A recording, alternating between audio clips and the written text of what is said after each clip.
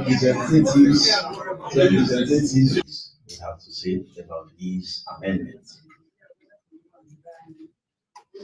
But critically, we should not be oblivious of the constitutional provisions. In amending any clause in the Constitution, we should ensure that it is done by a resolution of the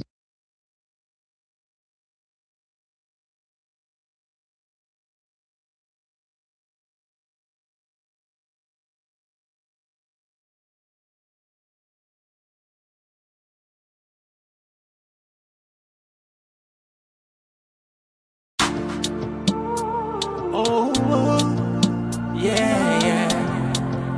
Oh, yeah. This now Komon-Tok. In case you don't know. Oh, yeah.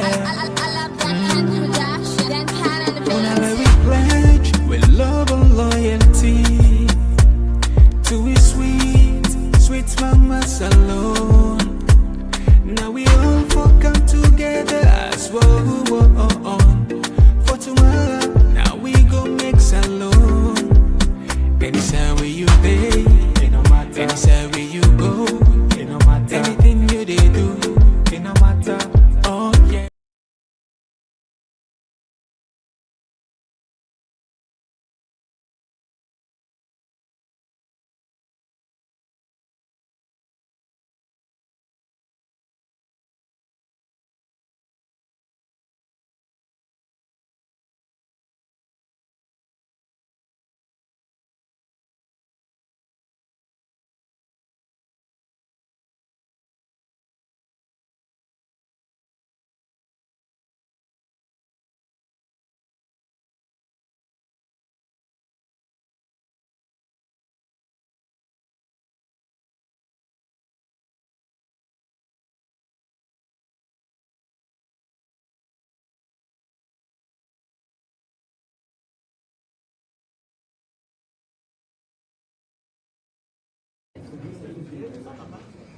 that was constituted by both members of the APC and members of the SLPP or government. As we gave our unflinching support to our team that was sent, we equally expect that these amendments will reflect what was agreed upon by the two parties. Save for those other important recommendations from the public,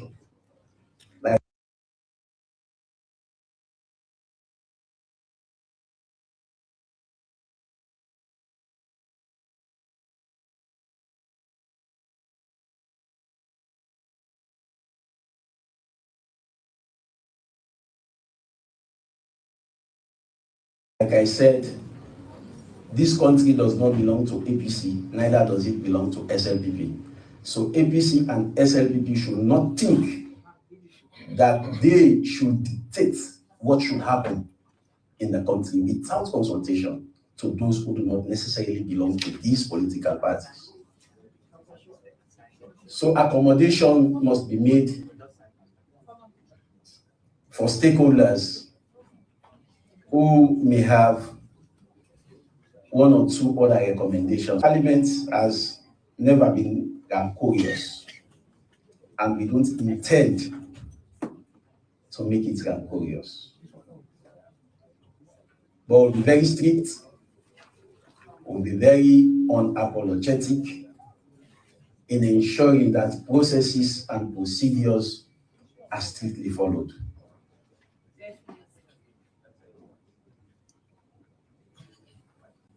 In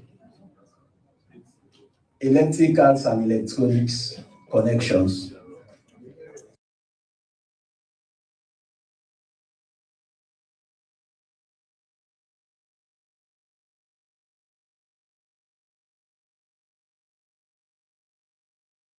They say I am an engineer, so I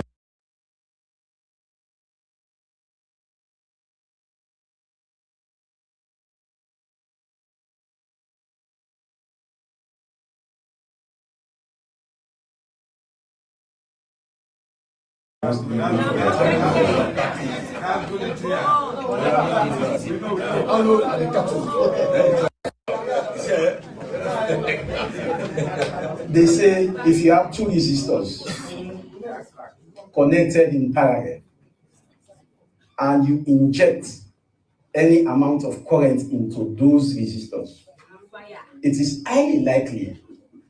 So to me, we are all young people. We are all young people. And one of the advantages of being a young person is that you have many years to live to see your legacy. Many years to live to see your legacy.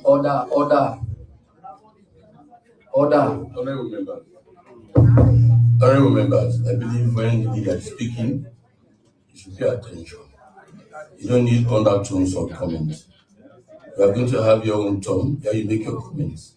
When he's talking, I don't even make undertones, please. Let us listen carefully. He's talking about the unity of Parliament and the survival of our democracy. Please, let us give him attention. You did not allow him to talk about the anode and the cathode. Please, patience. Thank you, Leader of Government Business. And I want to use the same opportunity to caution my members that whilst the Leader of Government speaks, it should not be interjected or non-procedurally interrupted, as some members are doing now. Like I said, yeah, I'm cautioning my team also. Like I said, posterity will hold us responsible if we don't do what is correct. And we on this side,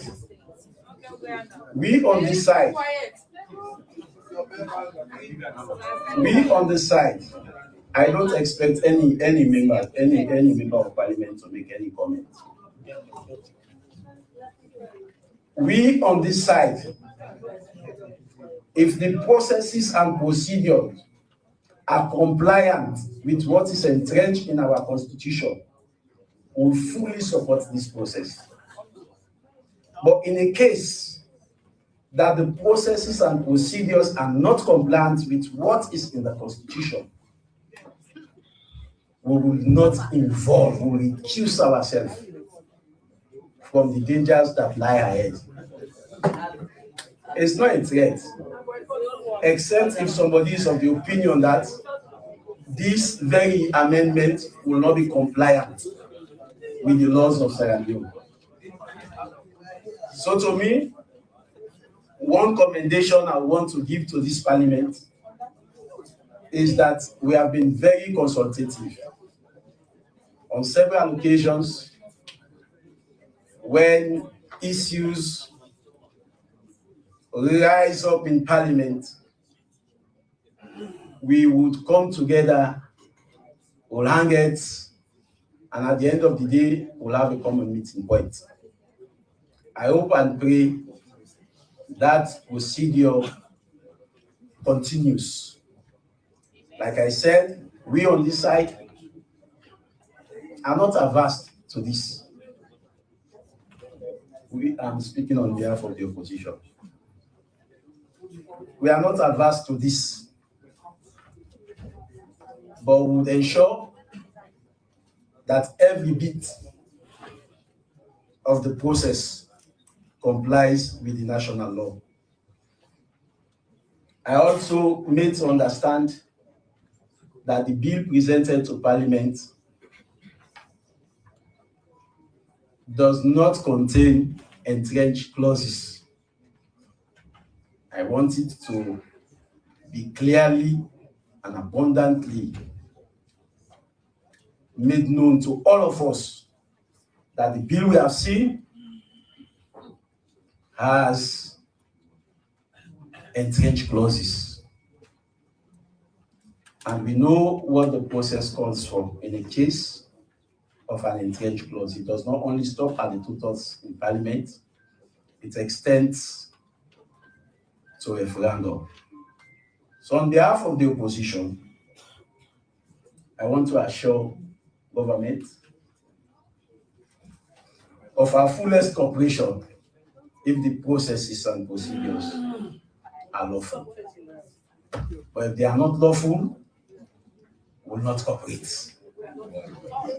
If they are not lawful, we are not cooperating.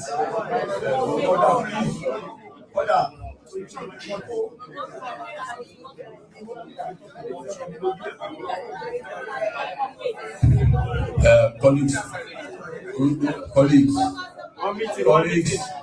honorable members, please, let's have them go.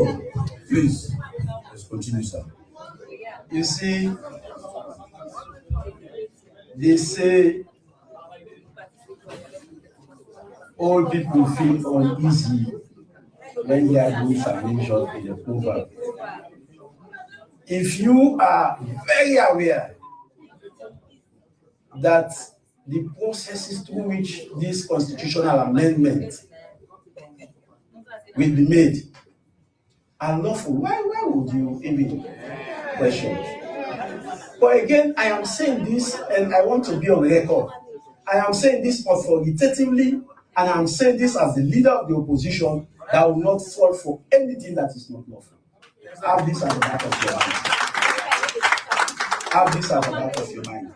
You say you will go ahead. You will not stop anybody from going ahead. No, I'm making my position very clear. I'm not reacting to other things, but this should have constituted part of my statement. I'm rounding up.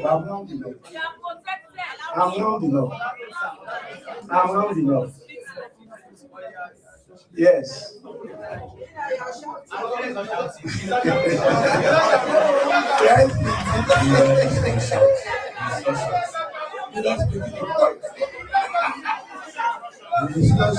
Am I shouting?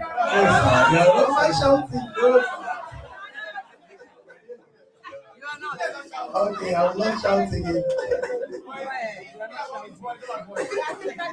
So, like I said, we are making history. The 6th Parliament of the Second Republic is making history to touch the most important document in this country. Let us be judicious and let us make sure that we do the right thing for the people of this country. I thank you. Thank you very much. Yes, thank you very much, leader, and for the statement. And I want to assure you, sir, as the leader of the policies in Parliament, and on behalf of the Speaker, all right, that this process will go as prescribed in law and procedure, and under my watch, that the right things will be done. I'll give you that assurance. And I want this public, of course, for the MPs, we are part of the process, but I want the public to give that trust that this process will go and it will be peaceful in this Parliament. I want to give you that assurance. I'm giving you that assurance. This process, even this morning as we are seated here, the 2 leaders is with their approval. Leader, sir, please, just your attention. All right, no, I have to go over it, sir. All right, for us to have a privilege today, the 2 of them agreed, and Mr. Speaker agreed. I only directed the AG that he has to be here today to do his presentation. All right, after first reading. No, that's I'm talking. We are still talking. He's on it. All right, sir. All right. AG, you are reminded. AG, you are reminded the last discussion we had before coming here. All right. No, sir. Let's not take that blame, sir. Thank you, sir. So the assurance is to you, the public, those that are not members of Parliament. All right, that even for the privilege to be held today, the 2 of them agreed. All right, that is how open and participatory it has been, and that is the way it will remain. The reason why we have not slated date for the second reading, I had a discussion with him. We've not been able to have a clear-cut timetable. I'm bringing up that to show the level of transparency that has been. All right? It's because I discussed with him and he could not give me any clear-cut timetable for the APC's lower level election because he want their members to be fully participatory. All right? So I'm going to I have discussed with Mr. Speaker. I'm explaining to the general public, not necessarily you to MPs because you are aware. So what we did was to do the first reading and to leave the second reading a little bit relaxed. One, the public will be able to make their input, and at the same time, as they give us their timeline, we'll be able to slate when we're having our second reading, which is actually the most important stage. No, he hasn't been able to give me a clear timeline. All right. So why I'm explaining this, and for the general public, for all those that will be going over radio, being constitutional experts, please do this clerk a favor. Put it in writing in a position paper. I've received something like 3 or 4. I'll be reacting to them. I'll be writing a special letter of thank you to thank them that they've put their opinions on paper, and we appreciate it. And I'm going to get all of those documents photocopy, 2 copies, or perhaps 4 copies, 1 set for the 2 leaders, 1 for the chairperson, and another that I will keep with myself. And I've also promised the legislative chair this morning, I'm going to make a summary of those key recommendations so that it will ease his own work and get it across to him. But if you are also a member of the public and you want to make input, but you cannot read and write, I'll be announcing that our media team will be out, gets to them, they will sit down with you, you explain your story, and they will write it down. And it will be part of the process. We will not be having time to be listening to every conversation that you'll be doing on the radio or on the television. Our media team will attend, but we are going to make this as open and transparent. The reason why I read the portion of the standing orders this morning, SO 47-2, all right, because they've taken out their time from their busy schedules to be part of this process. It would have been unfair for them to come. Some of them might want to make statements and they are not giving the platform for them to make statements, but you know it's a may. It is not mandatory. So I'm leaving that to the chair and the AG's office to say, okay, we want to, apart from honorable members, we want to hear this person, we want to hear this person. But this is the assurance. This process is going through as prescribed in the Constitution and the standing orders. All right? After the second reading, it will be committed to the legislative committee, wherein, or maybe they will decide they want to get a committee of the whole house. If there are any amendments, like for instance, reference to trench and trench clauses included, you can just expunge it at committee stage. Heaven and hell is not going to come down. The sky is still going to remain up, and this constitution will go through. But I will assure you, it will be peaceful and it will go according to procedure. Thank you. Thank you very much, Mr. Brown. Thank you very much, Leader of the Opposition, for reminding us about some of the laws surrounding this process. And also thank you very much, Mr. Clark, for the assurance that Parliament will adhere to the rules or the laws surrounding this whole process. If I'm to re-echo the remarks of the Leader of the Opposition, this is a defining moment in our history. We consider ourselves very lucky to be part of this process. You don't review or amend the Constitution on a daily basis. But the big question is, how do you want to be remembered in this process? It is not an APC constitution nor an SLPP constitution. It's the Constitution of Sierra Leone. So I want to encourage each and every one of us to keep an open mind when we approach this process. It's very important. We are setting the stage now for an inclusive society and pave the way for the new generation of game changers. So I want to encourage all of us to keep it in the manner we're trying to do right now. And I strongly believe by the end of the day, our representation will re-echo the thoughts of our people. Thank you very much again, Leader of the Opposition. I'll now call on the Leader of Government Business, Honorable Matthew Sanoma from Wokakajama and Bulambayama. I hope the people from Wokakajama and Bulambayama are watching this program. I don't know. We are very IT savvy. We are more than people of Wokakajama and Bulambayama. My constituents are so entrenched in following what we are doing in the Parliament. Chairman Cholif and my counterparts, you wanted to talk about the cattle and the animal. I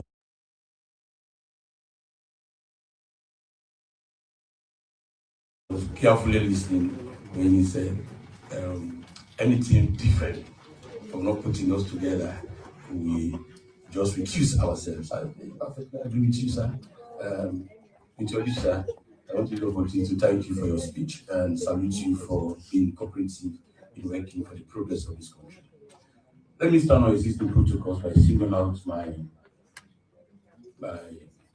former colleague, a brother, and a comrade. A comrade with 2 pens. One is black and the other one is red. So I have to take one.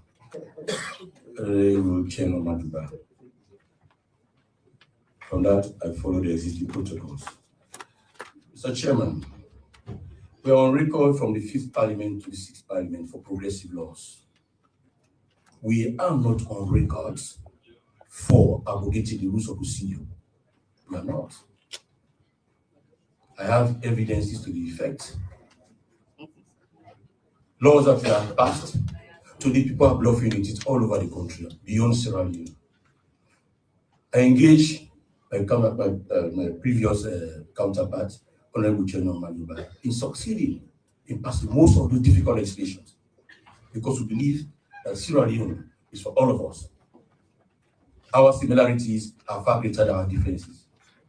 And Sierra Leone is the only hope for the country we can do the things that we believe in, to have progressive laws that we can transform the trajectory of this country.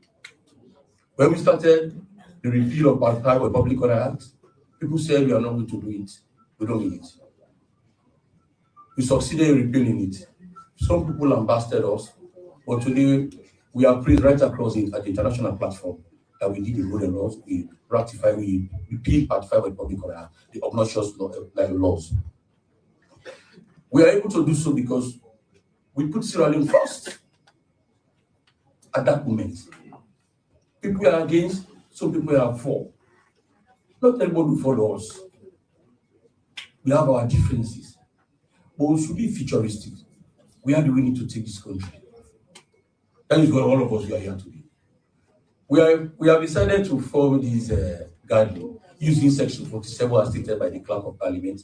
He are elucidated clearly on those points, understanding others.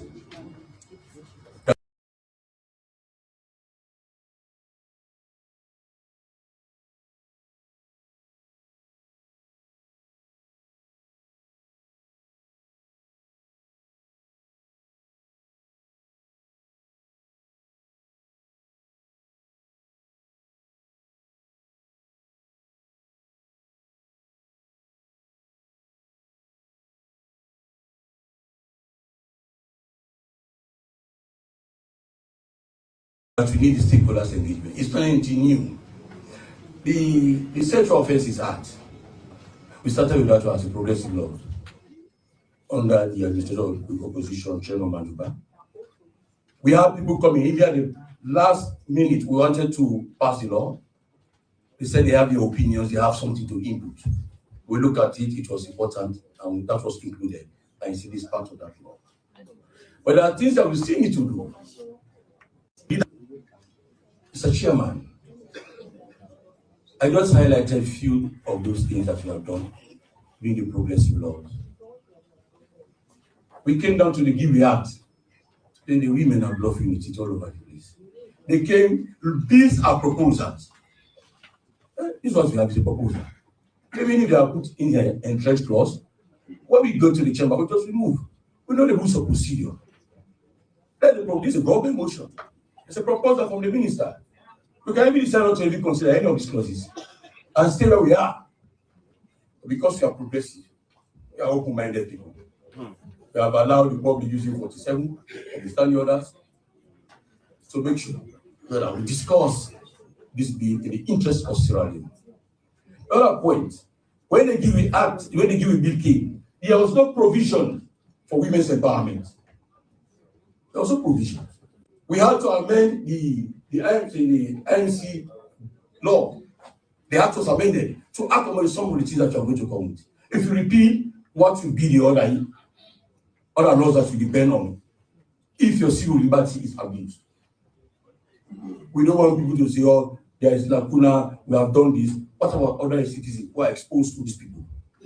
We have to be professional journalists. We came into this hall, we have some brouhaha between one stakeholder and the chair. That is natural. We settled it. But we did not take our eyes off the ball. We succeeded in having a reformed IMC Act that accommodates everybody, and also the repeal. In the GIWI Act we have today, there's no provision to empower women.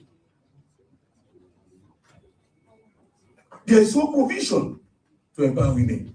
We did that principally because you can't be one to empower women and you deviated completely for what you proposed to us. Said,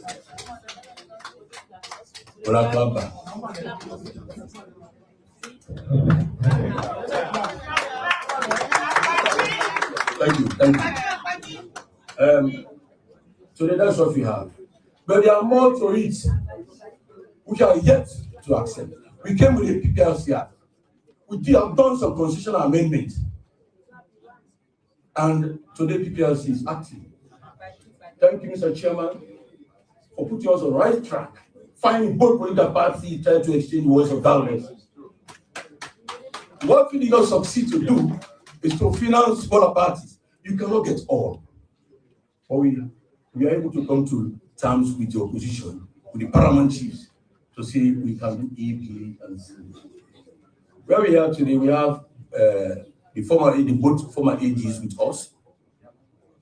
They are sitting together, Gerard and MLT Momelani. Thank you very much for your contribution we have in this document in front of us. Thank you. Coming to the Public Elections Act, because this more we have reforms in this constitutional process we have. They came with 30% quota. We are struggling with it. In fact, me and the opposition did the Honorable General Baduba. People are calling us, lambasting us, trying to be very selfish in our thinking, and we are not nationalistic, we are not patriotic when we are about to do the Public Elections Act 2022. We are on it for 2 months.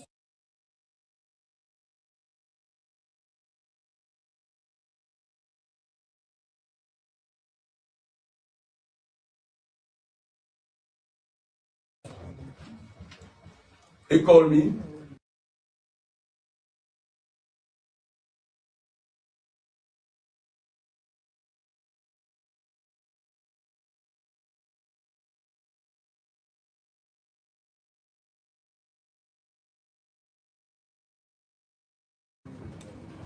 I cannot say the words that they told me exactly.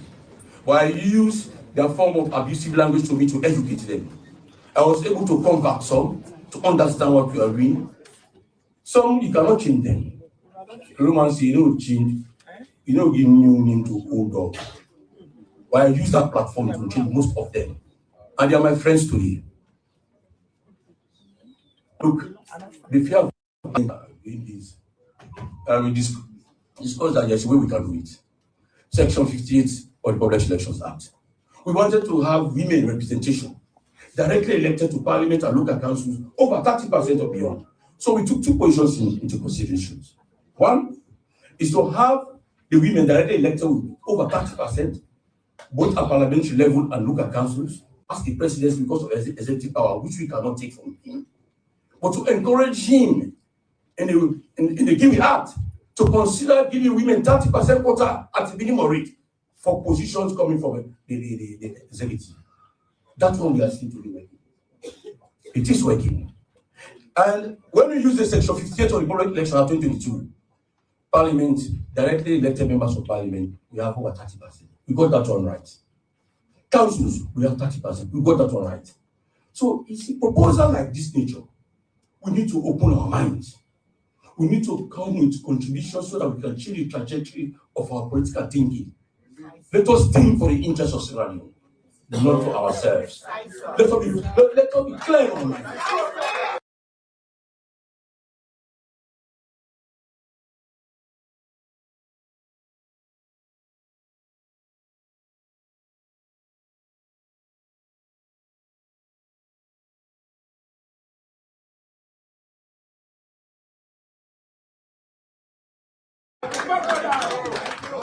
For me, I have read this document over and over. I can even quote pages associated here. I have played with it. But I'm very happy for us to have it. I like controversial issues. It makes me stronger. But let me assure you, there is no underhand game in this business. This is part of what we are doing. We have done consultations at different levels. This is purely for members of Parliament to understand the trajectory we are taking for the particular law to be enacted. It is a move to transform our election systems. We have all gone through turbulent times. The only thing that divides us as a country is politics. It's politics. And some of us, we are using these reforms to change our thinking about how do we handle politics in this country. That is why nobody can deviate me from my friendship and my brotherhood journey on Majuba, the APC and SLPP. It has nothing to do with our political thoughts. That's why I was able to use my friendship as a brother to look at Sierra Leone to do the reforms. Likewise, I'm doing with my honorable member, Abu Kabu. A comrade and a brother. We cannot allow those who are thinking selfishly to drive us to a crazy debate. Or we can shape the lives of our people who we represent effectively here by doing the right thing. Open consultations. Let me assure you, this is not new. This is not the end. As the clerk said, we are going to have continuous deliberation on these things with the stakeholders. You have your positions. Bring your positions to the clerks of Parliament. We can deliberate on them. We come to legislative. After the debate, we return back to sit to look at clause after clause, and we go back to debate some of these clauses. We know the rules of procedure in enacting constitutional instruments. You know very well. We cannot surrogate that one for anything. But let me assure you that we are being a very progressive Parliament and will continue to do so. And as Parliament, we don't live because we are APC, SLPP, and the paramount chiefs. We are family here. I'm fully aware that the public don't like Parliament, but they would like to use the Parliament to divide us to fix chaos. We cannot allow that one. I will bend backwards. If it costs us 100 times, the SLPP and the APC and the paramount chiefs to continue to deliberate on this document, to have a consensus document where we can stand, so that it can benefit Sierra Leone, not any single political party. We are doing this in the interest of Sierra Leone. So those who have listened for a lot of social media discussions, we are starting somewhere. We have had white paper from APC and SLPP. We are still moving. We are not going to throw them under the table. We look at them one after the other. Those that are supposed to go for referendum, the AG and the government, they will take care of that one. If it comes to us, we'll follow the proper rules of procedure. So that is the assurance I'm giving you. That this is not the end today. Even if you are not given the opportunity to talk here today or to make your contributions, you have a bigger platform to write to us. Let us make our position nationalistic. Not because we are looking at it, now you go benefit APC, I go benefit SLPP. Don't look at that way. If you come to me with that argument, you will not succeed. Because I will not listen. So I thank you very much for coming. I thank you for your contributions, especially for the AG. You have been very magnanimous in dealing with this document. It's not easy to have it. As I said, the public don't like Parliament. That is clear. Because when we are talking about our welfare, the stakeholders will go after us. Eh? If you are not talking about city fees, we forget about this document and go after us. We talk about medical, but you like to follow my MPs, SO2, but you only have a vote. Not even taking consideration the MP is sick, is flew abroad. But what matters to us, not how you feel about us, not what you say about us, but the intrinsic value in us, representing our people with honesty, with fairness and diligence. We continue to serve this nation, irrespective of the innuendos and aspersions against parliament. We will stand tall to do progressive laws. We will stand tall to unite this nation, not by rhetoric, but by the rule of law. Thank you very much for coming. May Lord bless us all.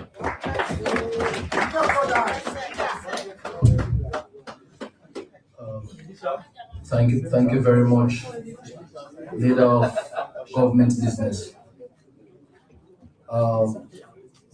It's clear from your remarks that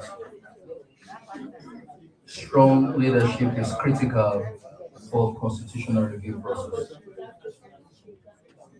especially when you have to navigate complex political transition and also to ensure that the resulting document from this exercise has the legitimacy it deserves. I think a well-led, transparent, and inclusive process will ensure that kind of public ownership we want for this. And I strongly believe that we're going to achieve that. Again, it's an issue of active participation and total involvement of each and every one of us. Sierra Leone is the bigger picture. Let's remember that. Thank you very much, again, leader of government business. I'll now call the Attorney General and Minister of Justice for his remarks. Mr. Alpha Sisi Esquire.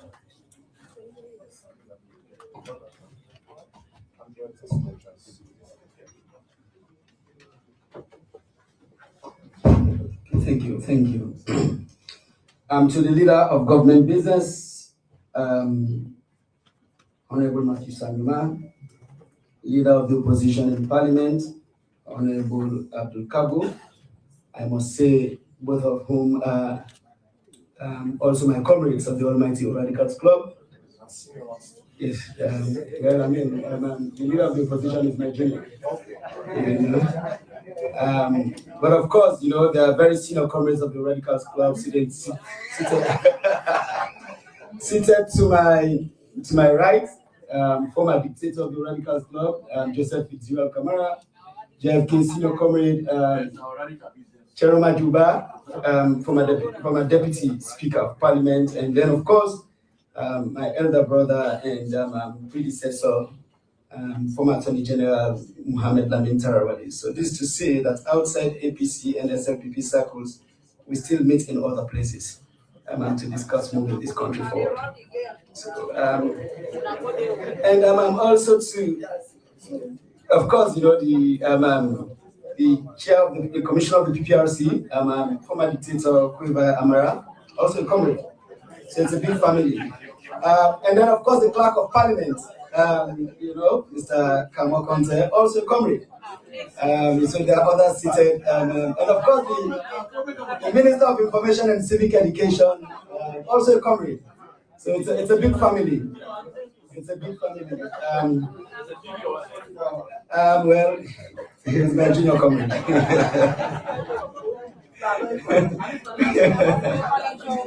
But also to acknowledge the Deputy Leader 1 and Deputy Leader 2 of government business, the Deputy Speaker of Parliament, the Chair of the Legislative Committee, Parliament, the former Speaker of the ECOWAS Parliament, honorable members of Parliament, ministers and deputy ministers, Her Worship, the Mayor of Freetown City Council,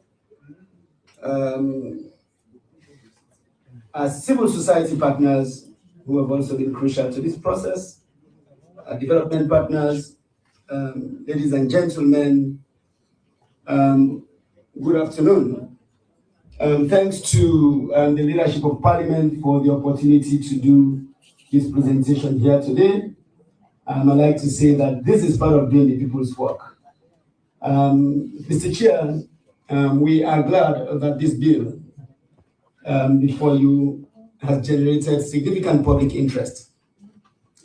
When we decided to move beyond the traditional means of gazetting bills in Sierra Leone by posting an electric version of this bill to the public, this is exactly what we anticipated: public interest, public discourse, and public feedback.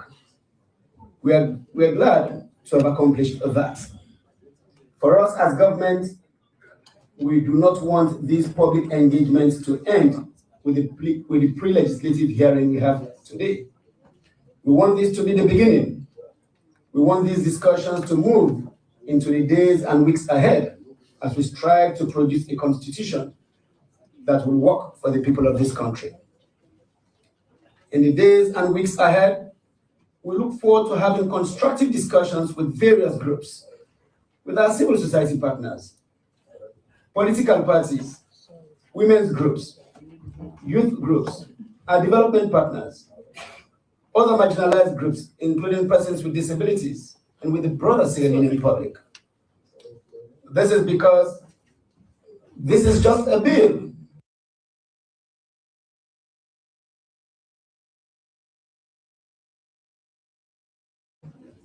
It is not meant to be the final document that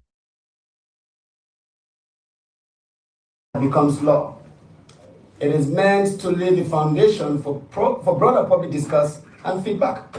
And that is what we will do with this process. As a people, Mr. Chair, we should embrace this moment as a historic opportunity for democratic renewal in our country. Our country is embarking on several reforms. We are in the middle of major electoral reforms at a time when we are trying to conclude a long-standing constitutional review process. These are major undertakings that we must all embrace and accompany to completion. I like to say that, like a running train on a track, these reforms must go hand in hand. His Excellency President Julius Maada Bio remains steadfast in his commitment to conclude our nation's constitutional review process, a journey spanning over 2 decades. This is not merely about legal reform. It is about strengthening the bedrock of our democracy. The President has made it clear, finalizing this process is central to our governance agenda, alongside transformative reforms in the public sector and other pillars of the Big Five years. The reforms we discuss in this bill come as a result of our acknowledgement of the challenges we have faced in our electoral and governance architecture. While we acknowledge these challenges, we must also note that as a nation, we stand on the shoulders of a remarkable democratic journey, one forged in the fires of adversity and sustained by our unyielding commitments to peace. Since emerging from the darkness of civil war, Sierra Leone has held 5 consecutive democratic elections, each a milestone in our collective journey. Among these, 2 historic transfers of power to the opposition in 2007 and 2018. These stand as towering achievements that we should celebrate. Because these were not merely political events, they were triumphs of national character, proving that our democracy is not just functional, but it's maturing. For a country that went through decades of one-party dictatorship, subjected to military coups brought to its lowest ebb as a result of civil war, the journey we have walked to this point, though not perfect, is one that we must celebrate. Yet, let us be candid that no democracy is without its trials. We have navigated several challenges as a nation. We've had to deal with election disputes, we've had to deal with institutional gaps, and yes, we have had to deal with moments of polarization. But the truth we must cling to is this: and these challenges are not indictments of failure. They are the necessary growing pains of a democracy finding its footing. They remind us that democracy is not a destination, but a continuous act of collective will and refinement. This is precisely why in this process of constitutional making, we have adopted one irreducible principle: listening. Listen not just to the powerful, but to the market woman in Waterloo who fears that her vote doesn't count, to the youth activist in Bo who is demanding a seat at the table, to the traditional leader in Kono who is bridging old traditions and new aspirations, and to the young girl in Makeni yearning for fairness and equity in decision making. Their voices, your voices, did not just inform the process, they drove the process. The national conversation we have now was born from this very ethos that electoral systems will serve people, not power. Today, we confront a pivotal choice. Will we settle for systems that merely function, or will we demand systems that inspire trust, amplify voices, and endure? It is my hope, and truly the hope of His Excellency the President, that we will opt for the latter. Mr. Chairman, kindly allow me to walk us through the journey we have walked as a nation to get to this point. I'm very pleased that two of my predecessors are seated here today, and we have asked the two of them to be together because they have been very integral to this process. They have both been shepherds of the long-standing constitutional review process. They have both managed white papers in 2017 and 2021, and I'm referring to the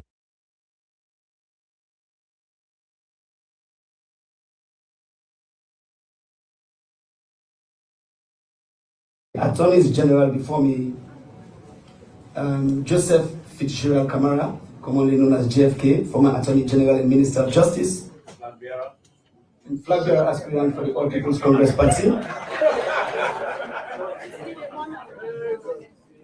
and Mohammed Lamin Tarawali Esquire, former Attorney General and Minister of Justice. Both, as I said earlier on,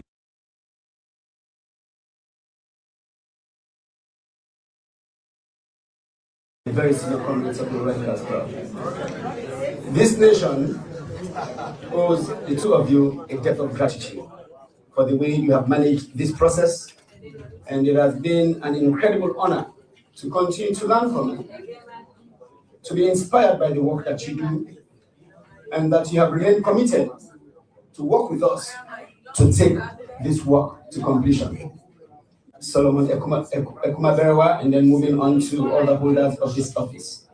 May their souls rest in perfect peace. I also want to pay special tribute to the Deputy Minister of Justice, Madam Satu Sako, whose commitment to make sure that we have a gender-responsive constitution has been inspiring. Both intend to have detailed engagement with women's groups to make sure that this constitution works for women of Sierra Leone. I also want to pay tribute to two persons who have been integral to this process, I would say, who are authors of a significant part of the bill that we have before us. The co-chairs of the tripartite process.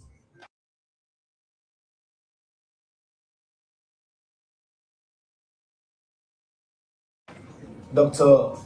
Emmanuel Gaima, who represented the government of Sierra Leone as co-chair, and Dr. Kalfala Mara, who represented the All People's Congress in the tripartite process. I say this to let you know that the bill we have before us has two major sources. One, the Kawan constitutional review process managed by two AGs before me, the two co-chairs I have just mentioned. There's nothing else that government has added to this bill outside these two processes. I think I have been very public to say yes, there are one or two provisions that have been amended, which is really what governments do, right? With white papers, you accept, you reject, or you accept with modifications. So we've been very public about this, and these will also form the basis of discussions that we will have in the weeks ahead. And credit also goes to our civil society and development partners who have continued to support this process. Your input has been crucial, and we look forward to continued engagement with you on this. I like to say that at a time when people are quick to talk about polarization in governance, when people are quick to talk about the things that we disagree on, when people are quick to point to the fact that one government says one thing and then a political party opposes because of the messenger, I like to say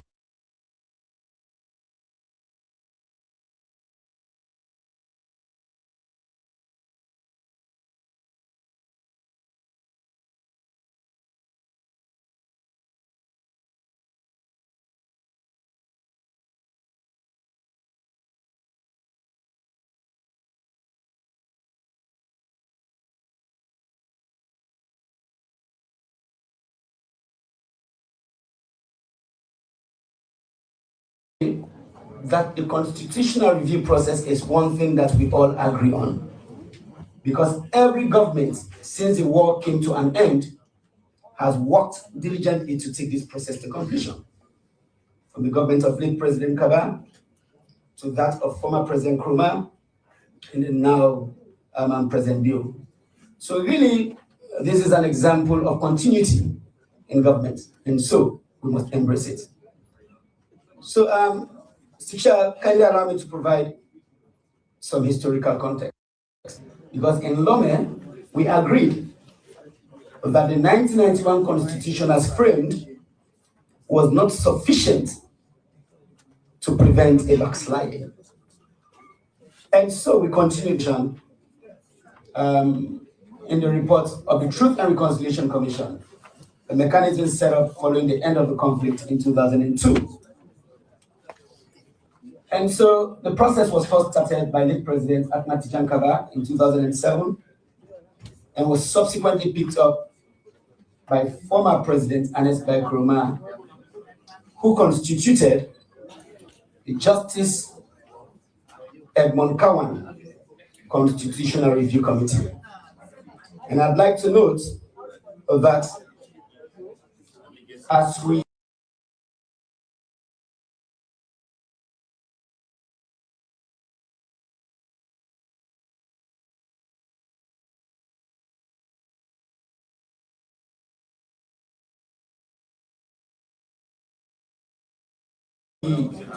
hold these discussions here today,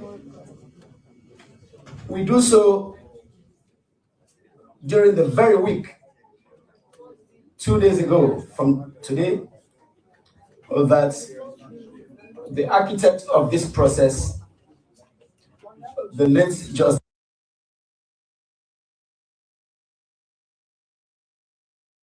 Kawan, departed this world for the world beyond. And so with your leave, Mr. Chair, I will want to call on this gathering to observe a moment of silence for him.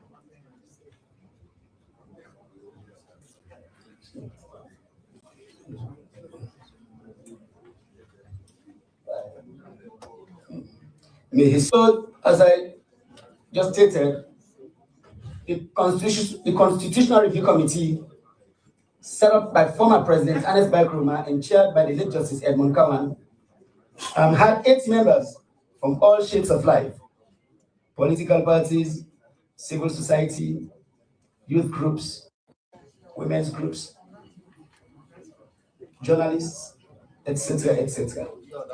The committee itself operated from 2013 to 2017 with technical and financial support from UNDP, UN Women, United Kingdom, European Union, and then the Ministries of Foreign Affairs of Kenya and Ghana. So really the process has been as participatory and as inclusive as possible and has been done in the national interest. The figures are there to speak to it.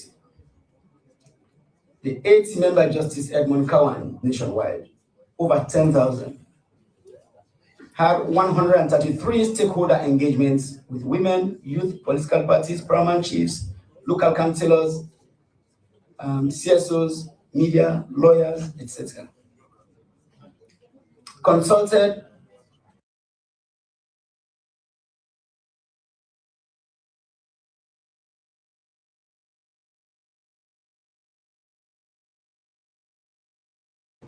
with 198 MDAs, commissions, religious groups,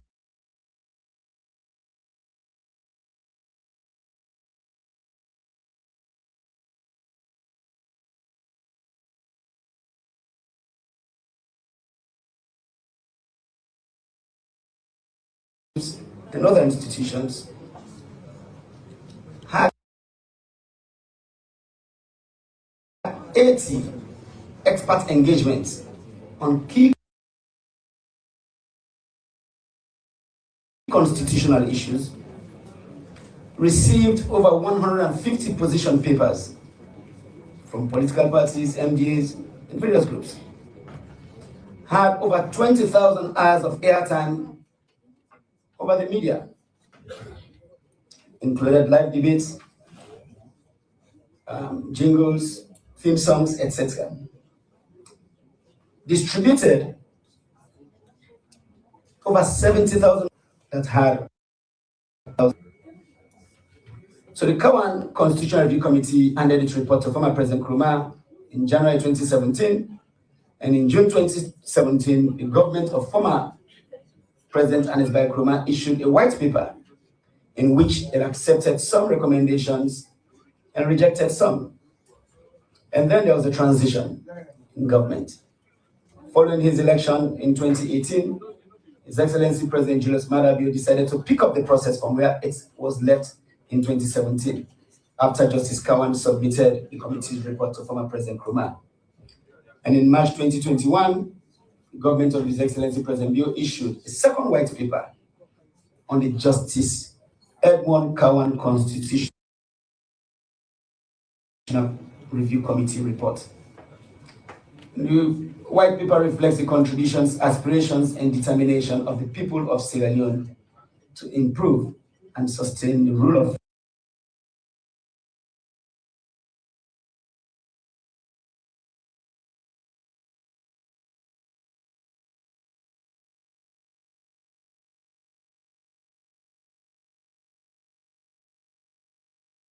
law, lasting peace, and human development. Recently, a few months ago, when I had a meeting, I had a discussion with the National Women's Conference. Their memo indicated that they had identified 16. At the meeting, I made clear to them that in fact government had acted on the remaining 4. So you can see that and the significance we has also influenced the process. During the Universal Periodic Review in May 2021,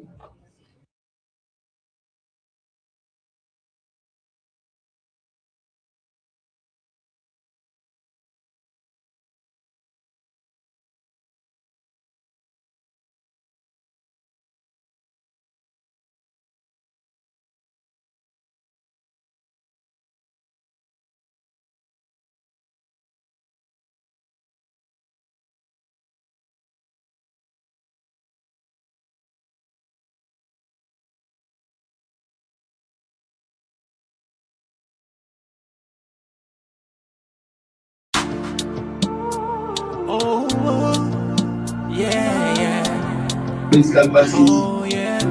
and under the leadership of Dr. Gaima and Dr. Mara, we moved across this country to gather the views of Sierra Leoneans. The 80 recommendations we agree on in the tripartite report are the products of this national exercise. And some of these recommendations touch on constitutional amendments. As a government, we agreed that these will be added to the recommendations in the Justice Edmund Cowan Constitutional Review Committee report.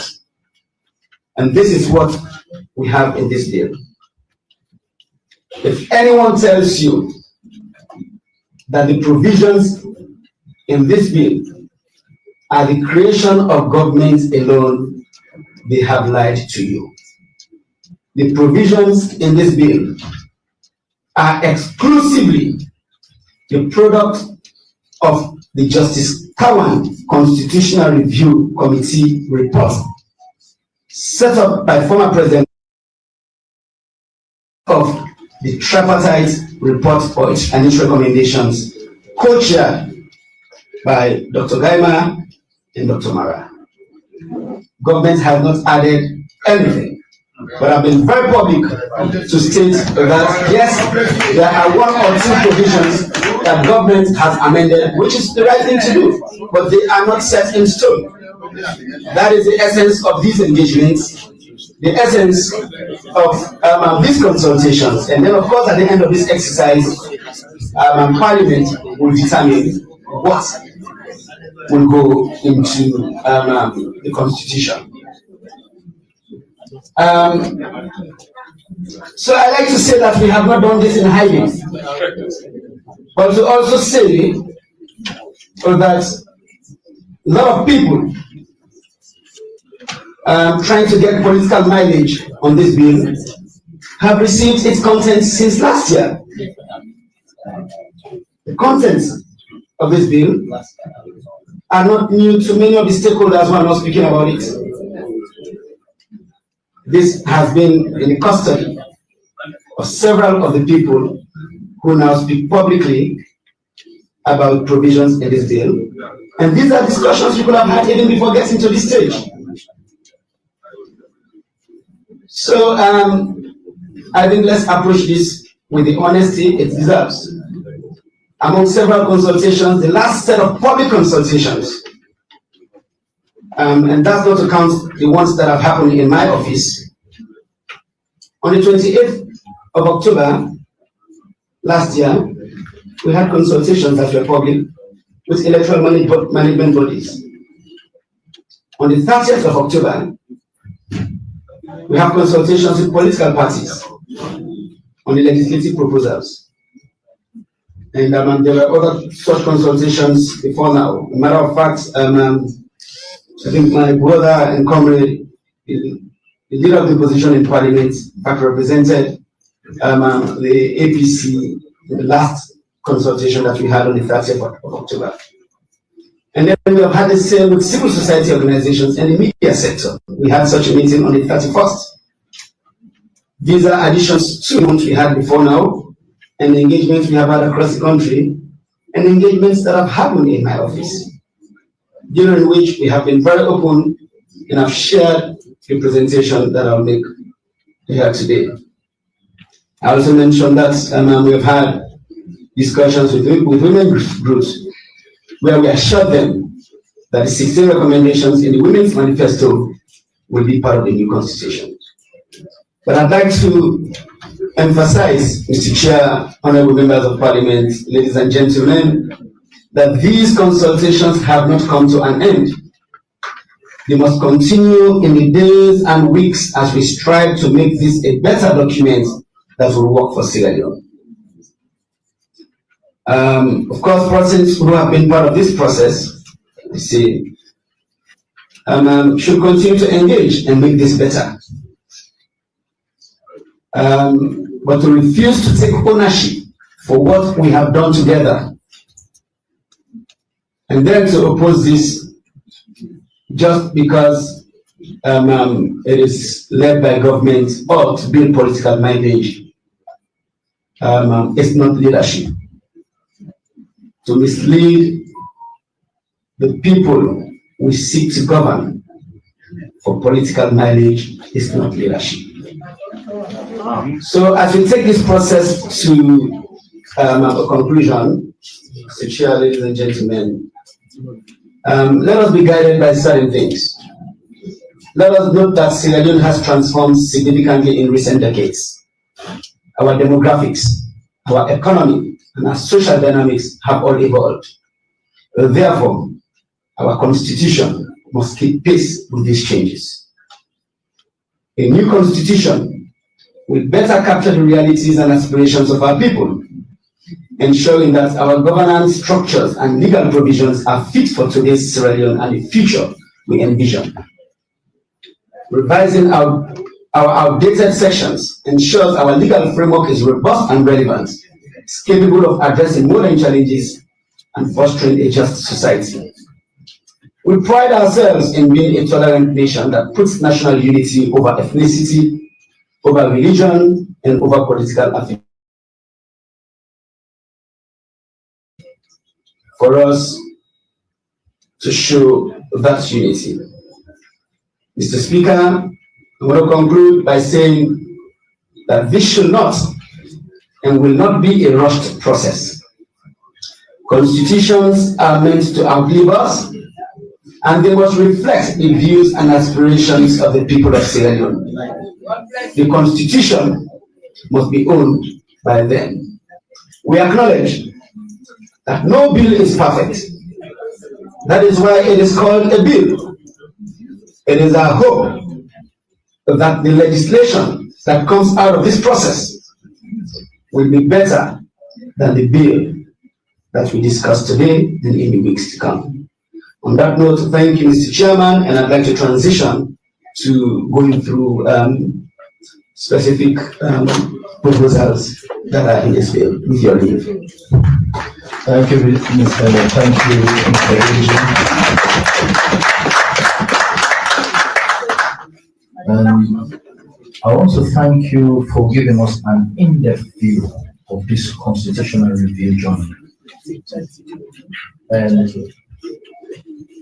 in your remarks, you clearly reminded us that this is a product of the Justice Cowan White Paper, the tripartite agreement, and of course, consultative engagements around the country. So it is a document for Sierra Leoneans. And I think as a parliament, it's also our responsibility to ensure that we come out with a document that will meet the expectations of Sierra Leoneans. What type of document is that? A document that will help us to sustain the peace we build. A document that will help us build national cohesion. A document that will help us maintain the rule of law. A document that will help promote human development. So the document is now in the hands of Parliament, but it's good to remind us that the discussion will continue. As representatives of the people, we hope to all suggestions, position papers that will come from the public, to ensure that we incorporate them into this document and that we reflect their voices. So I think now we are going to proceed to the presentation proper. We're going to look at, I don't know the method you're going to use, but maybe provision after provision. And then members will have the opportunity to ask questions and maybe proffer suggestions. And then, of course, maybe seek clarification where necessary. So, AG, the floor is yours for the presentation. Thank you very much. Sure.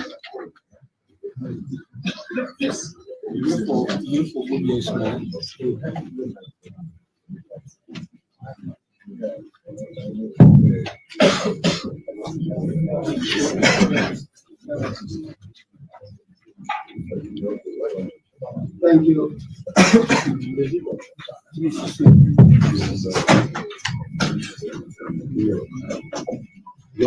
This camera, you don't put it under. Thank you, Chair, Or you can't be and leadership of Parliament. So what I'm going to do is to go through a PowerPoint presentation of the provisions in the bill. And I'll provide context to some. And where possible, I'm able to see what is from the current process of the tripartite process. And then, of course, we'll leave it up for questions. First is to say what we try to do with this process. After the tripartite report was submitted to His Excellency the President, 80 recommendations agreed to.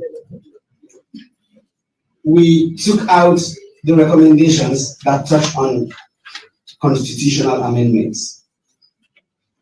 But then we have always been very clear that the broader constitutional review process is a subject of a long-standing government commitment.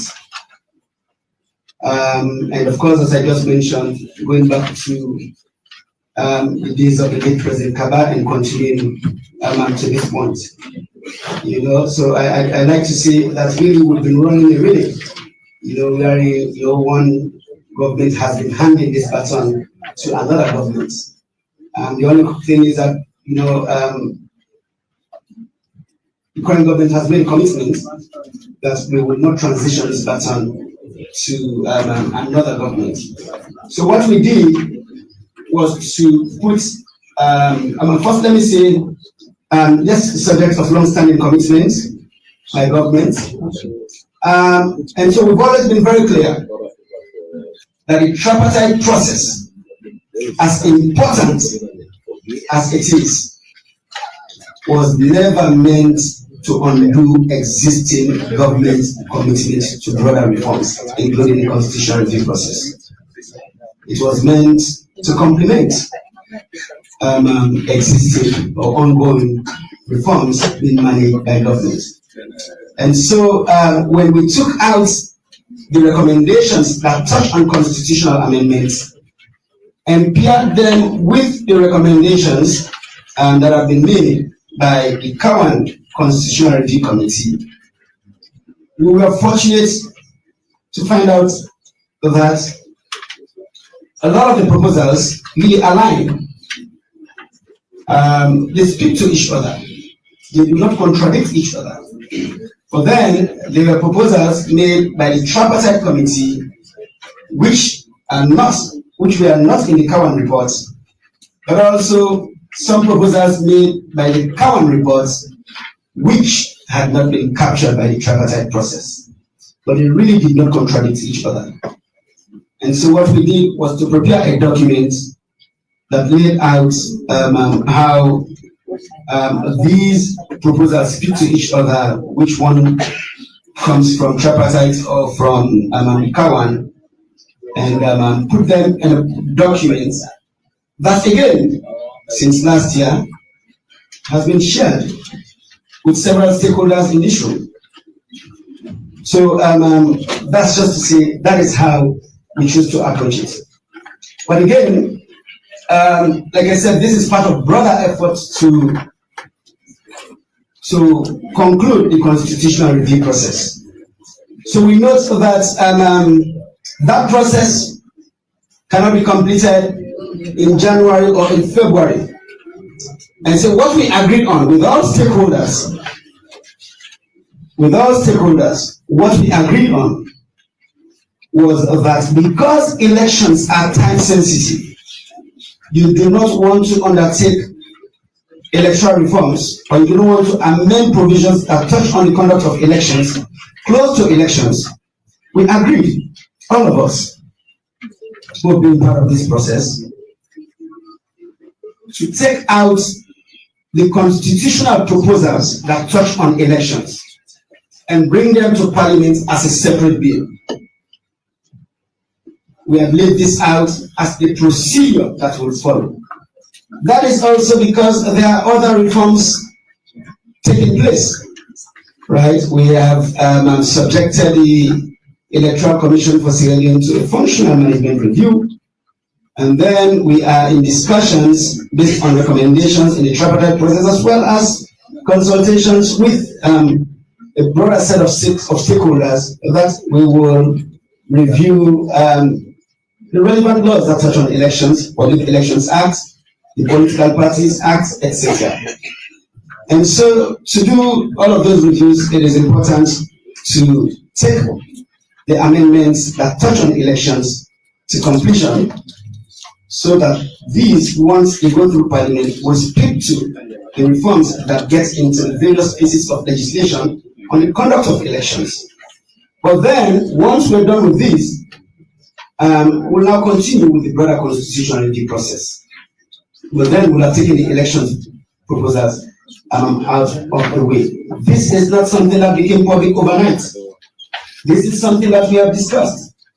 And matter of fact, lots of people, including persons in this room, asked questions of me up to last year as to why this bill was not in Parliament last year. But then we said, in fact, we called for the last set of consultations in October, just to inform this process. And then we said technical details. We had to put Mr. Thompson, our draftsman, under immense pressure to get this bill together. But then now it's here. Some people have again said that it is rushed, including those who were urging me to take it to bring it to Parliament last year. So, just sorry for the interruption.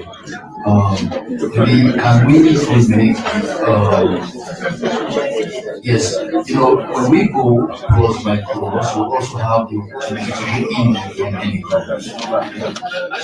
Yeah, thank you for that, Chair. I really just wanted to know why we have the constitutional amendments on elections and how we transition to the broader constitutional review after this. So please let's go to the first slide.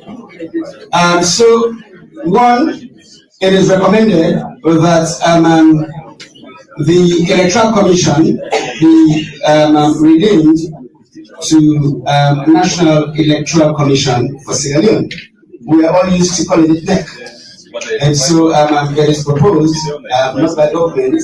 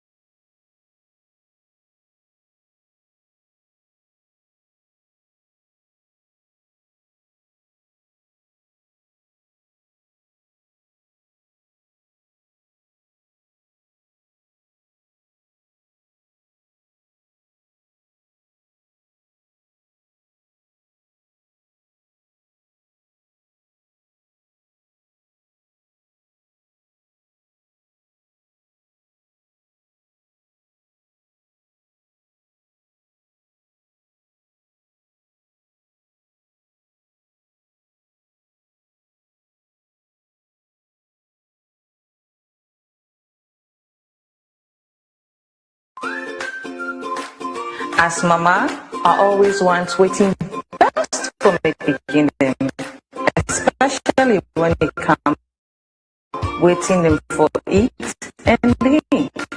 Now this make all they choose Sarah juice because they make them from with local foods them and nutritious and it gets less sugar than the other drinks them.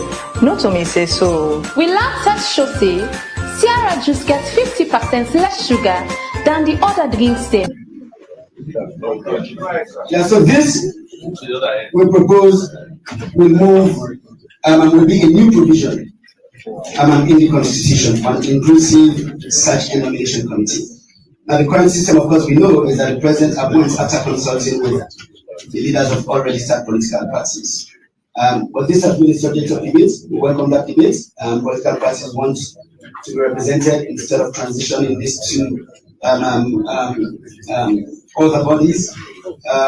There's concerns about how this will be constituted, whether the president appoints or whether the group send their nominees. I think let's have those discussions.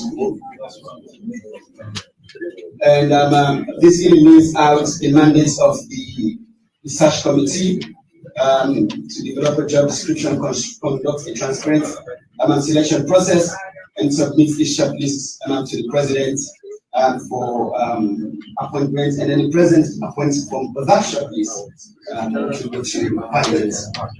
There's also a new provision that there should not be a requirement, professional and academic requirement for persons serving as Chief Electoral Commissioner to hold an advanced degree with 15 years of experience in electoral processes, public governance, law of policy, be of proven integrity, eligible for parliament, not a minister, not a member of parliament, public officer, or over 65. And then, of course, same for the other commissioners, but to say to hold a degree, of course, all of these from recognized universities accredited in Sierra Leone, and then for the other commissioners, 10 years experience and the various fields that we have mentioned, and of course, same formats as I described in the previous slide. And then there'll be a transitional provision, really to see if persons hold office or positions within the commission right now, and then this provision comes into effect, it will continue to serve for the remainder of their terms. Then after that, subsequent appointments will be made in line with this provision. And then we said the same procedure will apply to the appointment of the chairperson of the PPRC. Same as I've described in the previous slides. And then, of course, same transitional provision. And then a proposal to rename the PPRC, the Constitution, to read as Political Parties Registration and Regulation Commission. So this is the other provision out of the tripartite process recommendation 70 that proposed to deregister political parties that do not win local or national elections after 2 successive general elections. But then, of course, you know, we've said that this should be considered alongside the functions of the political party under Section 35 of the Constitution, where the functions extend beyond winning elections. Again, I want to particularly put this in context. Yes, it came out of the tripartite committee. Because we did not want to appear to be deleting recommendations, that is why we put this here, while stating government's position on this, which is that political parties exist for more than just winning elections. Political parties exist to also represent the views of the minority. Political parties exist to hold government accountable on several other issues, and so that is government's position on this. So whilst it was a tripartite recommendation, I think we've been very public that it's not a proposal that government is really going to support.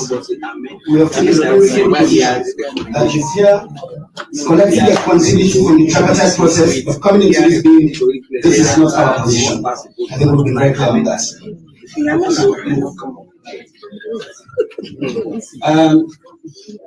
And then we have said that the provision in the Giving Act should be reflected in the Constitution. This was a recommendation in the current report. It was a recommendation made by the Truth and Reconciliation Commission. It was one of the 16 recommendations that women's groups submitted as being important to them, and it is one of those things that government is committed to and agree that the provisions in the Dewey Act should be reflected in the Constitution. And so we will talk about the building blocks to ensure that, yes, the other systems in place, other legislation reflects this, including constitutions for the political parties themselves. And this on the use of census data. That the Constitution be amended, Section 38, to say only data from the senior census will be used for electoral purposes. And that where the final report of the senior census is published at or less than 24 months before a general election, that data from that census should not be used for the purposes of drawing constituency boundaries for use in that general election. And I think this is where we have also said, as a government, and we work with members of parliament, we're very open if they are on the need for a transitional clause for this particular provision. We're very open to that. It's something that we support. I think we'll be very public about that.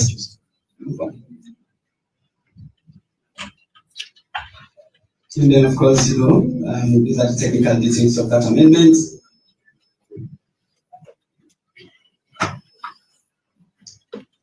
It is also proposed that sections 41 and 42 of the Constitution be amended to remove the requirement for political party nomination, to facilitate independent candidature for the presidency. We know it's a thorny issue, but we also note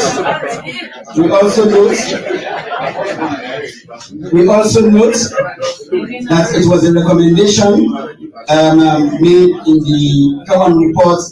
It was a recommendation made by the tripartite committee, and also it's reflected in the one of 16 recommendations made in the Women's Manifesto. Of course, other honorable members, please. Of course, Thank you very much. Of course, we have also said in the bill that yes, the concern that this might open the floodgates, and then you have a lot of independent candidates, which will make the process hard to manage, is a legitimate concern. And so that is why in the bill that we have here, we have put in certain conditions. One, of course, we do not want someone losing flag bearership elections in a particular political party and then overnight just transitions to being an independent candidate. So yes, I think with members of parliament will have to put a clause on we have said that the person should not be a member of a political party. So I think the timing on that will be good to do. We have also said that the person must demonstrate sufficient financial and community support. Community support, and as prescribed by law, that should be prescribed in a separate law by parliament. And community support we do like you have in certain countries, verifiable registered voters to sign up and take a bet on that candidate. And then we have said financial standing as well, to be determined by parliament to see. But we also note that really listening to public discussions or engage with various stakeholders, a financial requirement will eliminate very good and credible presence from the presidency, including women who should be able to participate in this process without these extra roadblocks being created. And that is why, in fact, one of the proposals we have in other legislation is really the removal or reduction of candidacy fees for women, and then of course other for marginalized groups. But yes, that is a provision that we want to have a discussion on and come up with something that will work for the people of this country.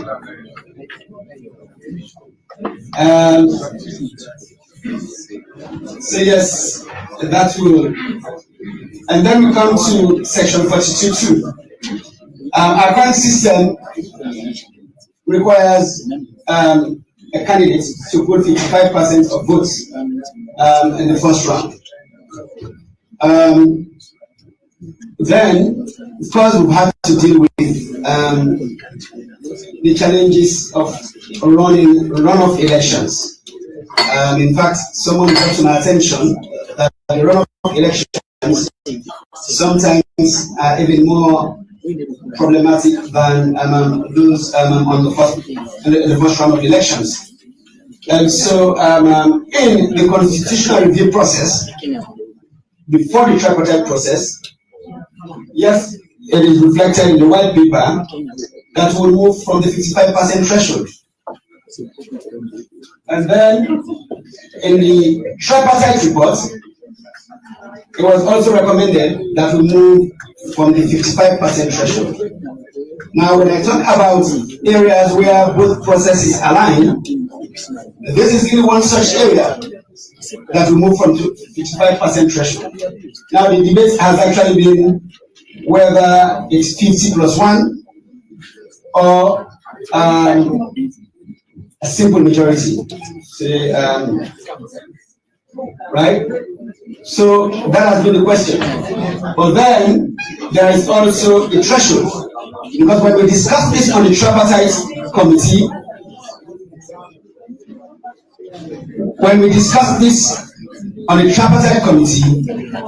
we talked about moving from the 55% threshold, but I think we also discussed the need to keep this country together. And so that is why the tripartite report recommended that yes, you move from 55%, but you also have the threshold system.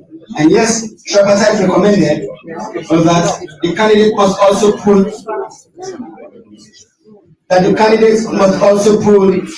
at least 25% of total valid votes cast in half of the voting districts. I think I've been very public to say that is what tripartite recommended. So 16 districts, that would be 8. But then when we discussed this, and again, this is not a surprise because I have raised this repeatedly, that we have discussed this in government, with all stakeholders, saying half of the voting district doesn't really solve the problem. Because a candidate and political party will focus on their own stronghold and run the numbers there, which is what we really don't want. That's the problem that we're trying to solve. When we came up with the 25% threshold in half of the voting district, we realized that half doesn't solve the problem. And so our proposal, it's a proposal, I must emphasize. Our proposal in this bill is that reduce from 25% to 20%, but now in 2/3 of the voting districts. And so yes, we want our political parties to have national agendas. We want our political parties and candidates to have national appeals, to look beyond their strongholds.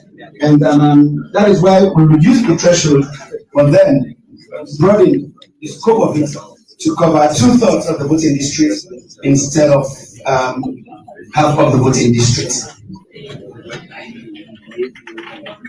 And then this, so the current law actually says 7 days, right? So the tripartite committee recommended was that where there is an election dispute, in an election where no candidate has met the threshold under section 42, that's to mean for an election that is meant to go into a runoff, then petitions should be filed within 3 days. If it's an election that will not go into a runoff, then the 7-day window prescribed by law actually is what applies. So this window applies only to an election that will go into a runoff where a candidate has not met the threshold under Section 42 of the Constitution. And then, really, we have had to deal with cases where election petitions take forever to determine, to adjudicate. Right? It's a complaint that we have filed, we have all made. And so, the proposal from the tripartite committee was that the matter must be heard and determined within 14 days. Now, of course, under the leadership of the two gentlemen I mentioned here, we did not just come up with these numbers. We actually also had a session with the judiciary on this to discuss what is feasible, and what will work in the interest of justice. And together, we arrived at these numbers. So they were not arbitrary, they were not the creation of the tripartite committee. But again, as I've said, these are proposals. I think let's all discuss, and then what comes out of Parliament should definitely be better than what we have put in the bill. And yes, this really lays out that yes, a person dissatisfied may file a petition within 3 days. And then once that is filed, the Chief Justice will notify the Commissioner, the Chief Electoral Commissioner. That's the Chief Justice is supposed to be representative of the court, and yes, I think at that level, in the context of elections, that's how correspondence should be exchanged in the office of the Chief Justice and that of the Chief Electoral Commissioner, not at the level of one judge informing other members of the Commissioner or the Master and Registrar. But the Chief Justice can give directives for that correspondence to be passed through the other administrative measures that are available within the judiciary. So yes, if no petition is filed, runoff to be held within 14 days of the notification. If petition is filed, the Supreme Court determines that within 14 days. And then, of course, if upholds the declaration subject of the petition, then runoff to be held within 14 days. But then, if the court opposes the declaration, but then if the court invalidates the election in totality, then a fresh election will be held within 60 days. And of course, we explained the runoff process here, candidate getting highest and second highest, where two candidates tie. In the total number of votes, those two candidates will go to a runoff. But then, if an election is nullified, and then the election should be reconducted within 60 days, then all persons who have participated in the first round of elections should be able to participate. That is only if there's a petition before a runoff and that election is invalidated. We have this again, amend section 43 and 87 of the Constitution to provide a fixed date for holding elections. Yes, we propose second Saturday in November. It is to say, again, it is not set in stone, it is a proposal. We also acknowledge that prior processes, including the Cowan and the tripartite processes, recommended dates between March, April, and May. But yes, it is the proposal of government that the elections be held in November of every 5th year. Now, one thing that I'd like to make clear is that we acknowledge that Section 87 and that of 85 are entrenched provisions in our Constitution. But then, as has been explained, when an entrenched provision is amended, it has to go into a referendum. Now, in the public discourse that we have followed, some have said that we have skipped the referendum and brought a bill to Parliament. Actually, we are still on track. This is the procedure. We bring the bill to Parliament. Of course, it's all laid down in Section 108 of the Constitution. And then, once Parliament votes, and the bill gets a vote of 2/3, that is when it goes to referendum. So we're still on track. We haven't attempted to set any process, but to give this impression that because entrenched provisions are included in this bill, that means government is trying to play some game. It's misleading. I think it's misleading, and I think as leaders, we should do our homework and then be able to inform the public, especially people who want to govern in the right way. Again, the other thing I must say. We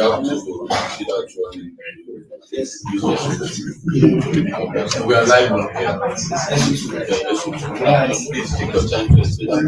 With leave of the leader of government business, SO2, as I say in Parliament, I'll explain this in Creole.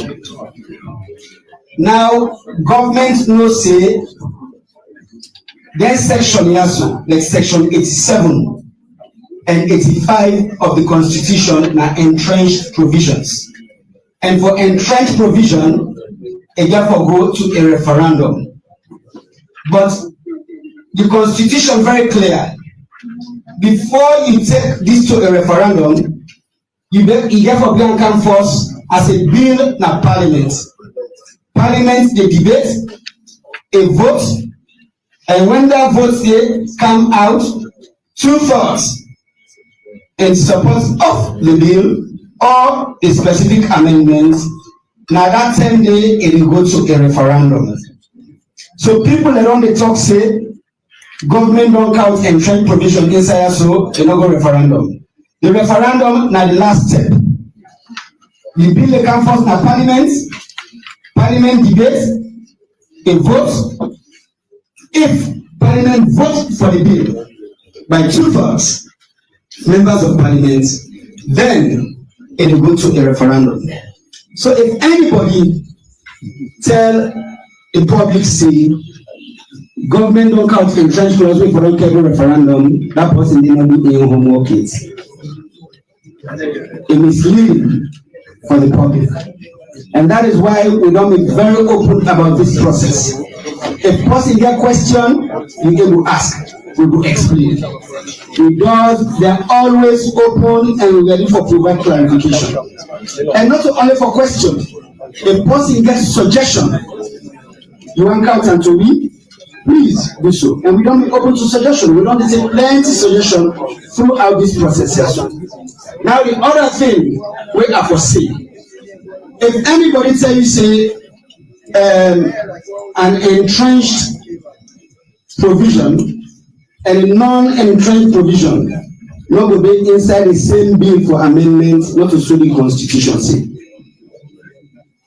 The Constitution will say where you become if entrenched provision dey, you for kick am out first and can separate. The Constitution dey very clearly how you dey amend the bill.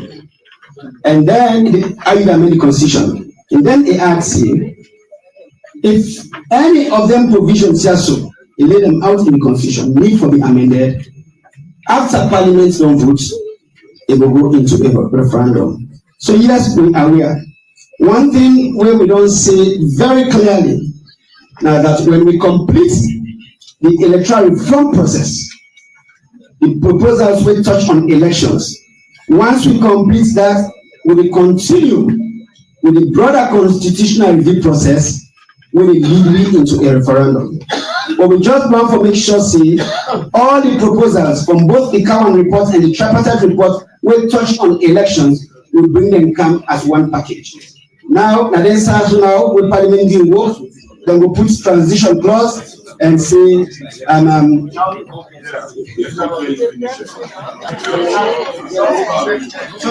so let me just wrap this up to say, that is where now Parliament can come and say, get transition provision. So yes, this will be in a certificate. I think the Deputy Speaker of Parliament did an amazing job on 98.1 this morning explaining this process. That if this bill is enacted by Parliament, then the proposals that touch on entrenched clauses in the Constitution will not be part of the certificate that the President will sign. That certificate will only apply to non-entrenched provisions, because we are aware that entrenched provisions will go into a referendum, but at least we'll have taken out the elections-related provisions and then we'll move on. I hope that makes it clear. We have also proposed that in case a candidate is standing trial on a criminal charge to which the state is a party 1 year prior to election, such trial must be suspended until after election. This is something we discussed in the Tripartite Committee, and we have put in here. So it's a proposal. But if you look at the bill, we have also put additional layers to this, which is to say, like you have in other countries that we have looked at, persons who have been convicted for certain offences cannot be made to run for office, but that restriction will expire 5 years after they have served their sentence. So it's not, you don't lock someone out of the electoral process for the rest of their lives. That is an addition I think will be very public, that it's something that we have included in the bill.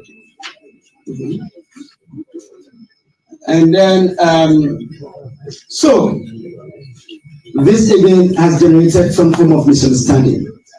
So here we're proposing that, and this is actually from the Cowan Constitutional Review Committee report, that we include in the Constitution that the loss of party membership alone will not automatically remove someone from, will not automatically remove a sitting president or vice president. Let's be very honest, that the Sam Sumana case is a clear example in front of our eyes, because that vote sits with the people. And so we're saying that that decision to remove a sitting president should not be taken by a few actors within the political party. We're saying that if that happens, then the existing provisions in the Constitution should apply. I know, of course, that part of the public discourse has been that we're putting in a new proposal to give Parliament the powers to remove the president. The fact is that that is a power that Parliament has already.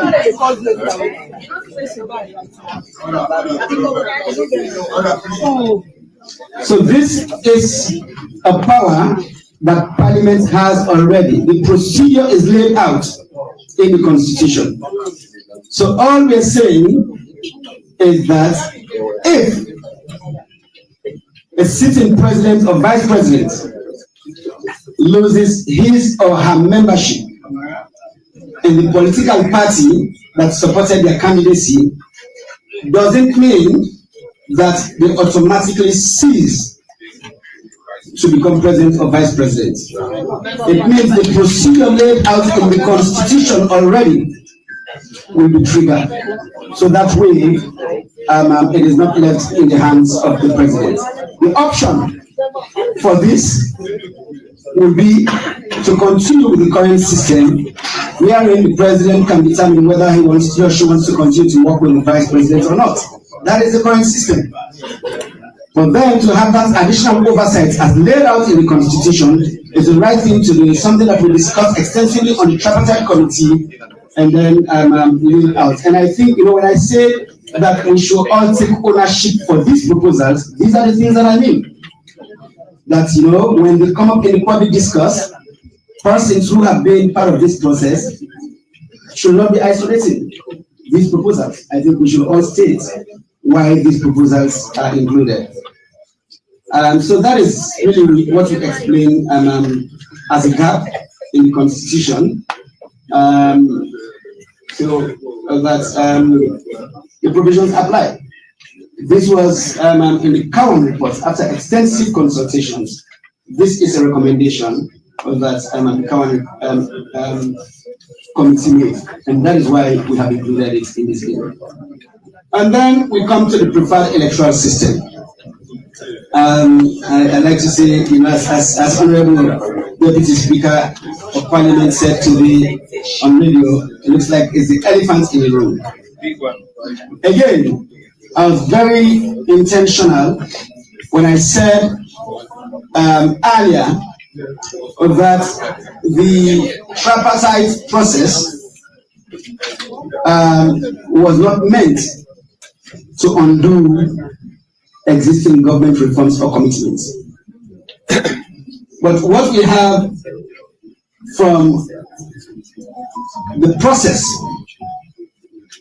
that has gone through the hands of successive governments, which is the main constitutional review process that we've been engaged in for over 20 years, the Cowan Constitutional Review Committee, after broad consultations, I gave you the figures. After broad consultations, after looking at best practices in various countries, recommended that this country must transition permanently to the proportional representation system. Yes, sir. And it is in the white paper. I also like to say,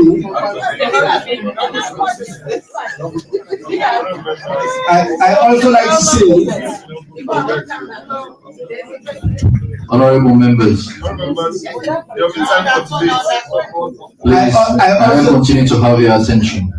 I also like to say that I like to go to the Women's Manifesto because it's an important document. I like to hold on to it. When women's groups commended governments in that manifesto, that 12 of their proposals had been included in the government white paper. One such proposal was this. Matter of fact, I like to quote it. It said to ensure peace and cohesion in Sierra Leone, the proportional representation system must be entrenched in the Constitution. So these are processes, and so we acknowledge that every electoral system has its own challenges. We acknowledge that yes, the PR system in the last election had its own challenges. Yes, since we transitioned to multi-party democracy from '96 to now, we have had 6 elections. In 3 of those, we have had the first past the post, which of course has had its own problems as well. In 3 of those, we have had the PR system. In '96, we had the wartime model, we like to say, which means the entire country was a single block. And then 2002 and 2023, we used the district block representation system. So just going by our example in Sierra Leone is to say there are different variations of PR. So I think what this is supposed to do is to rally all of us around a table to have real, honest, technical discussions on what kind of PR will work for Sierra Leone. Of course, it has its own challenges. I've gone to communities where persons have said that they were not involved in determining who gets on the list to represent them in their districts or constituencies.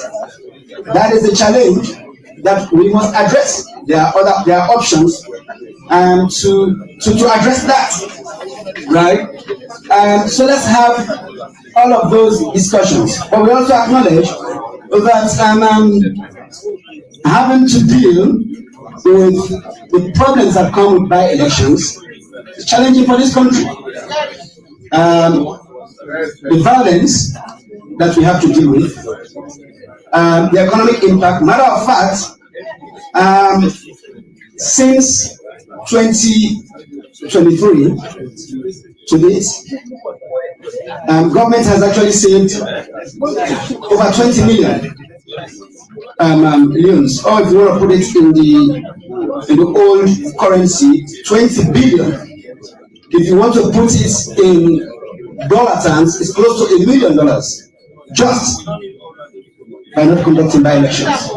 And those are monies that government has been able to direct towards free quality education, food security, etc.,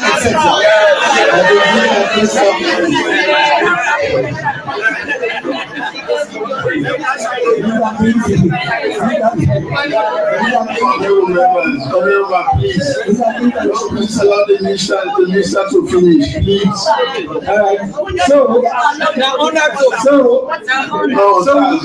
We look at these processes, like I said, recommended by the current committee after all of these processes. And then, of course, look for other mechanisms.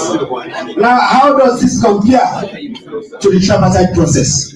I think it's good to also put that in context. Now, the thing is, the tripartite committee, in the report that we submitted, of the 80 recommendations we agreed on, we did not recommend one system over the other. Yes, we discussed it in the tripartite committee, but right at the onset, we knew that we had opposing views on that process.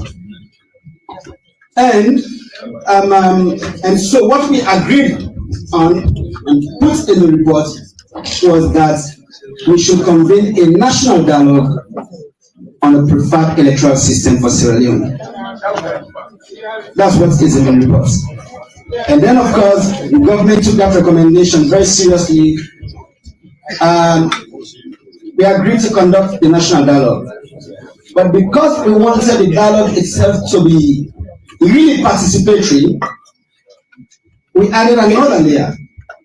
We said, before we get to the national dialogue, let's do countrywide consultations.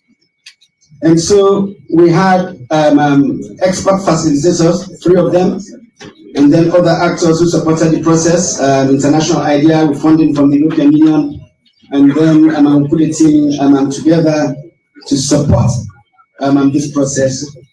That led to consultations, regional consultations across the country, and then that led to the national dialogue. Now, for the national dialogue, after the national dialogue, a report was prepared. We received the report. We made the report public last year. We shared the report with various stakeholders. So you say that report is actually the product of the approach that the tripartite committee recommended. But then in that report, the report does not state a preferred electoral system. It does not state one system over the other. The report, in summary, says there are certain people, a significant percentage, that supports the first past the post system, and these are their reasons. And then other set of people, a significant percentage, that support the PR system. But then noting that if we go with the PR system, we should reduce the threshold.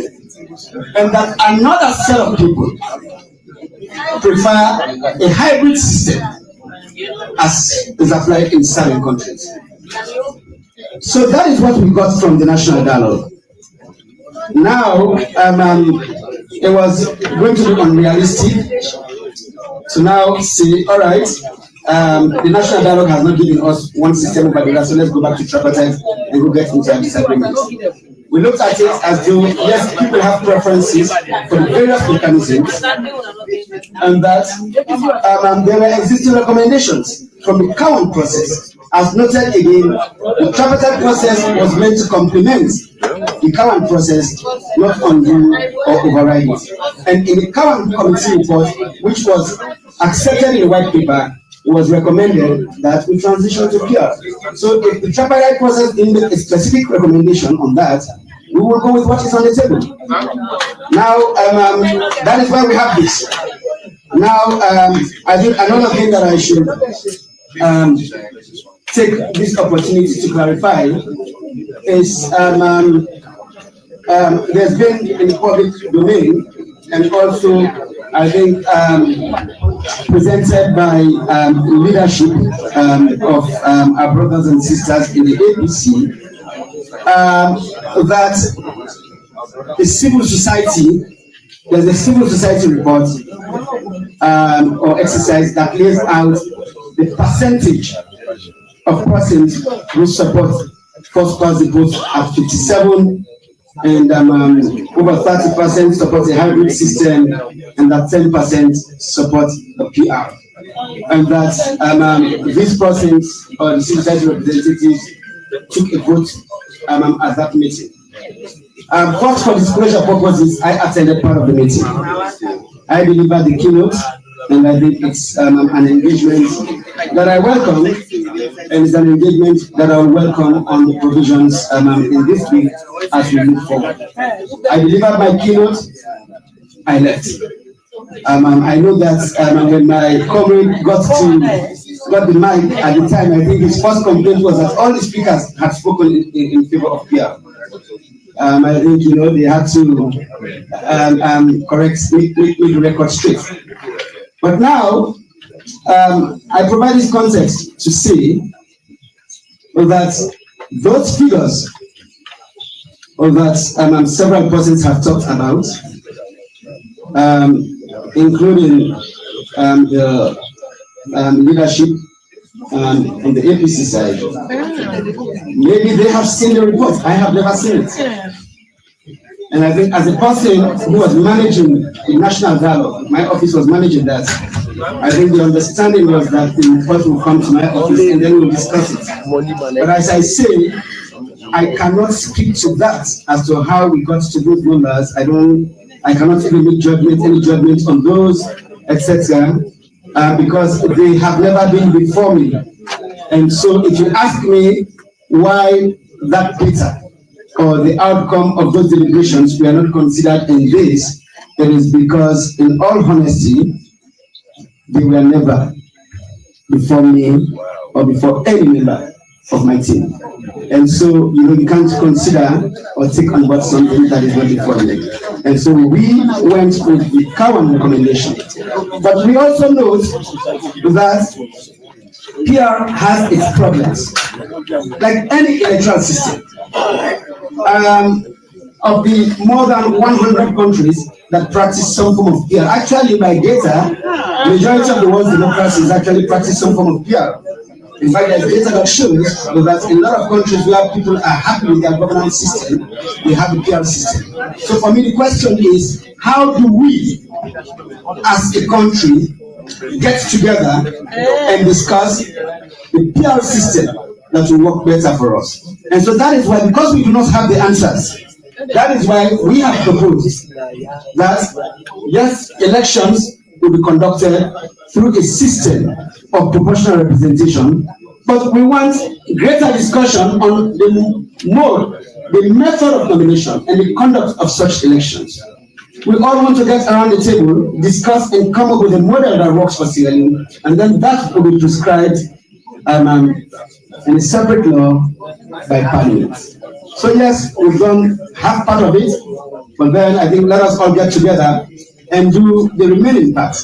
But really, when you consider the processes that various governments have managed and where we are, yes, we believe that maybe we should now transition. In our discussion, we should now transition to the kind of PR that we want as a country. That is the discussion. But again, it's a proposal that we've made to Parliament. Let us all discuss it and see first if Parliament agrees that PR is what we'll go by. And if they agree, we all get a discussion as to the kind of PR that will work for this country. And this, what we have here is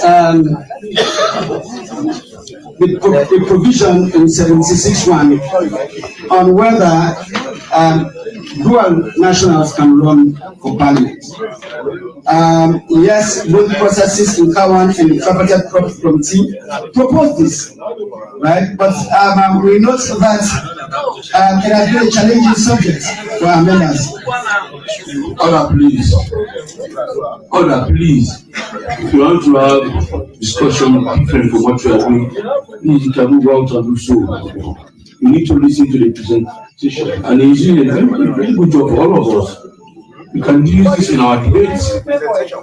For undertone are so loud that you can't even understand what he's saying now. Yeah, I will agree with that. Well, so this was actually meant to amend Section 76 and make it possible for our brothers and sisters who have spent time in other countries and during this period have obtained the nationalities of these countries, but who still remain Sierra Leoneans by virtue of our amended Citizenship Act, to be able to run for office if they so wish. But yes, we understand that it's a challenge, but then the impact that this provision has is, as currently framed, when it applies to members of parliament, it also will apply, as has been argued, to persons serving as ministers. And so, and of course, the presidency, I think we've been very clear and discussed on the Tripartite Committee that for the presidency, it should be secret. If you want to run for president and have a nationality of another country, you should let go of that nationality. Yes. But then for other positions, I think we even suggested having safeguards, which is, one will be, if someone wants to run for office, he should provide proof that you have been physically resident in Sierra Leone for like 3 years or 5 years, you know, in Sierra Leone, you know, as someone will say, as someone will say, SO2, not one can swear if you are on for office. So what we're saying now in this bill, this is an option, but the other option is that if there's a restriction on running for office, that restriction should not apply to appointment as minister. So that is in the bill, but we'll discuss that.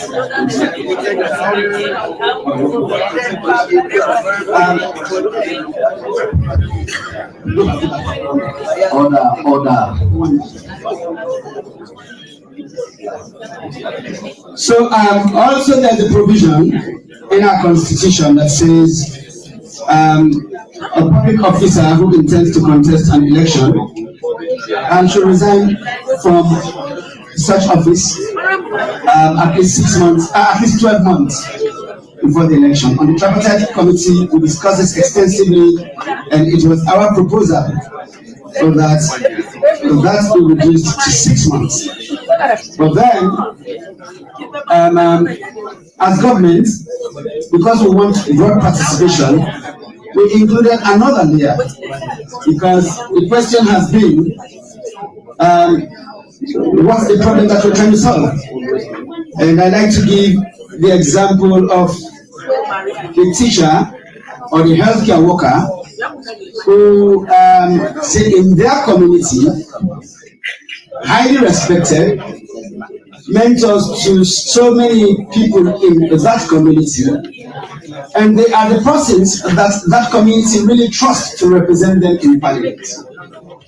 But this provision will basically say such a person, I'm a teacher, whether secondary school or primary school, we're asking them to live in poverty, not be able to take care of their families for 12 months before running for an election.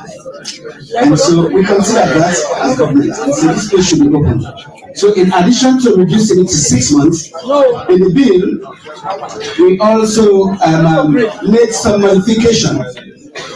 We have amended the Anti-Corruption Act. Before now, everybody was required to declare their assets. But then we amended the act to make it a requirement for persons at a certain grade to declare their assets. And so we are proposing that this requirement should apply to persons who fall in that category, who by the Anti-Corruption Commission Act are required to declare their assets. But other persons who are below such grade and are not required to declare assets, such as like a teacher or healthcare worker, this provision should not apply to them. That is the proposal that we have made. On the tripartite committee, we also wanted to make emphasis on the neutrality of security forces during elections.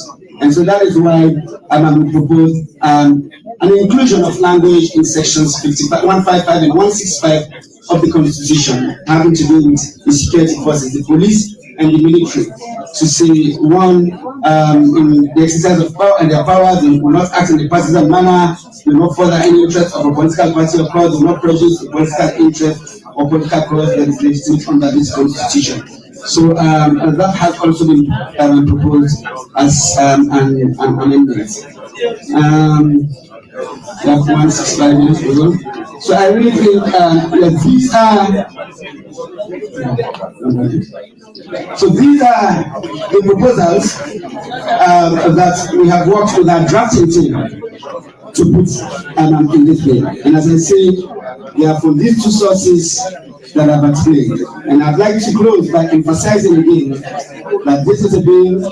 It is a bill for a reason. It is not a perfect document.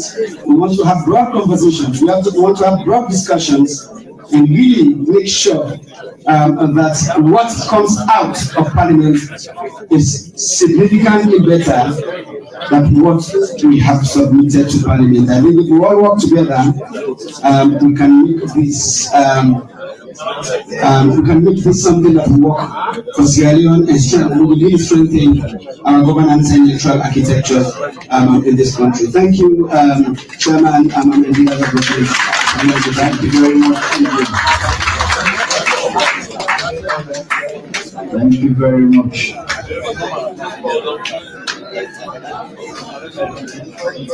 Again,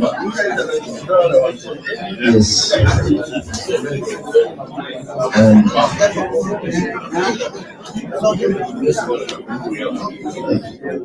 now with I'm happy my Archbishop is here, because at this point I think I would like to quote from the Bible.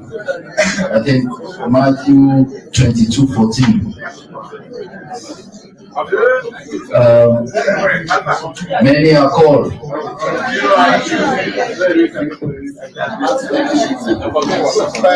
So again, not all of us will be able to ask questions. But like the AG said earlier on, the conversation is going to continue. This is a proposal. It's our collective responsibility to make it a document for the people of Senate. So now, we're going to open the floor for questions. And we want to encourage MPs, because earlier on I told you to carefully take your notes. And this is the time to ask your questions. The floor is open. Just raise your hand. In different segments, just raise your hand.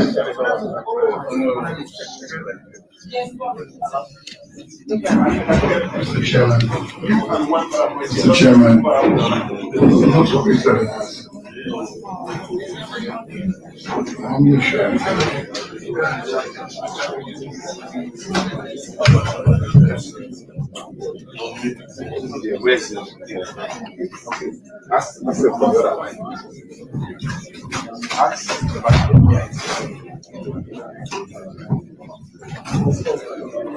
Yes. I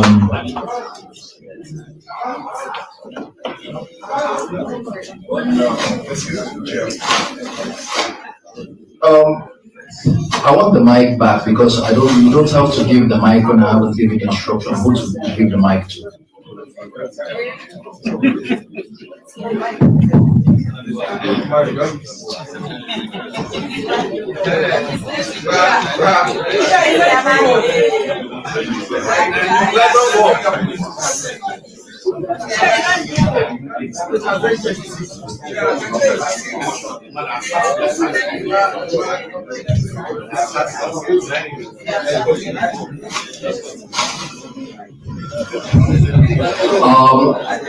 I'll be mixing it. MPs on the left and of course key stakeholders on the right. So I'll be mixing it in that particular manner. Yes, the chairman PPRC.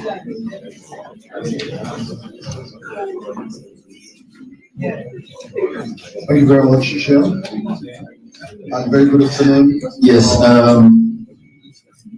I'll give you 2 minutes. Chair, let me stand on the existing protocols. I'll go straight to the proposal to amend Section 34 of the Constitution as it is right now. Care must be taken to actually fully understand what the Attorney General and Minister of Justice said. The Justice Cowan review of the Constitution had been concluded but was yet to be adopted.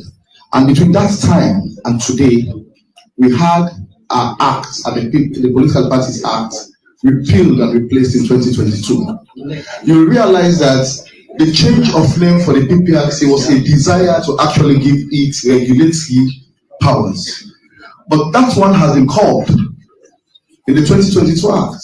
Remember, it is now Political Parties Regulation Commission.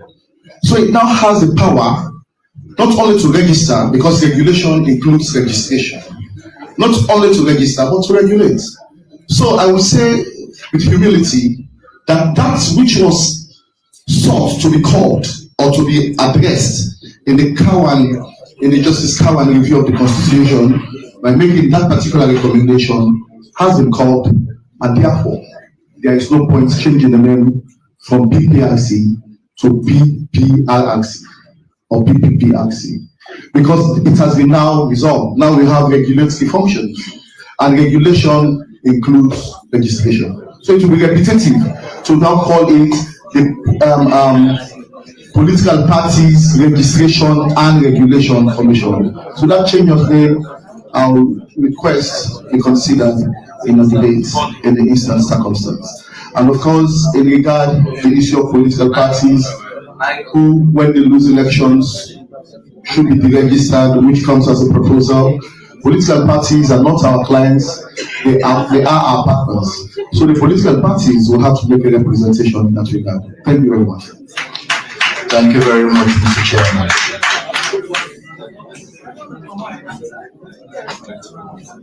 I'll take one from this end now to go to members of parliament.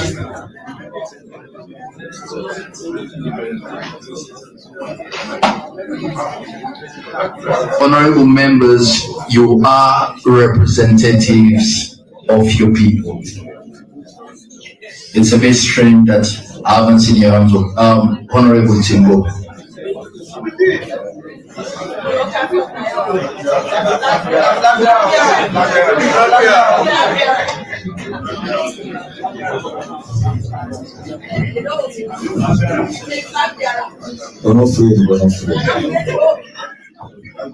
Thank you very much. I don't know if the minister is still around. is there. Yes, sir. Firstly, want to commend the Minister of Justice for quite a passionate and statesman-like opening statement, and that this document we're dealing with should look beyond politics, should look beyond political parties, and we know that constitutions are not made just for the short time, but for even the long time. I will not go into specific provisions because this is just the start of the process. And as a member of the Legislative Committee, I have a lot of things. My party has a position also to present within the arguments. That's what we will leave when we're dealing with the document in the Legislative Committee. However, I have 3 points.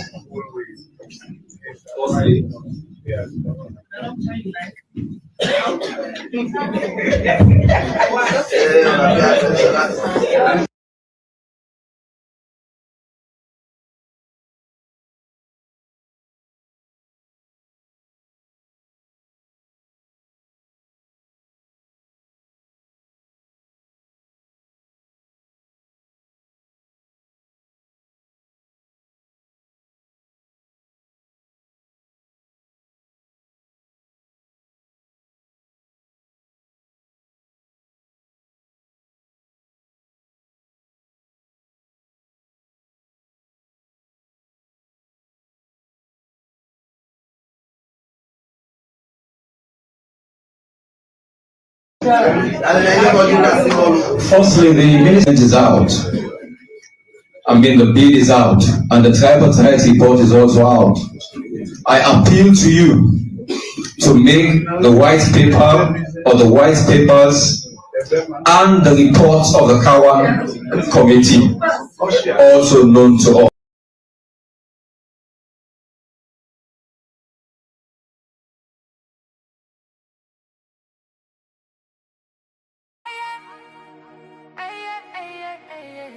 Triple out, one night only.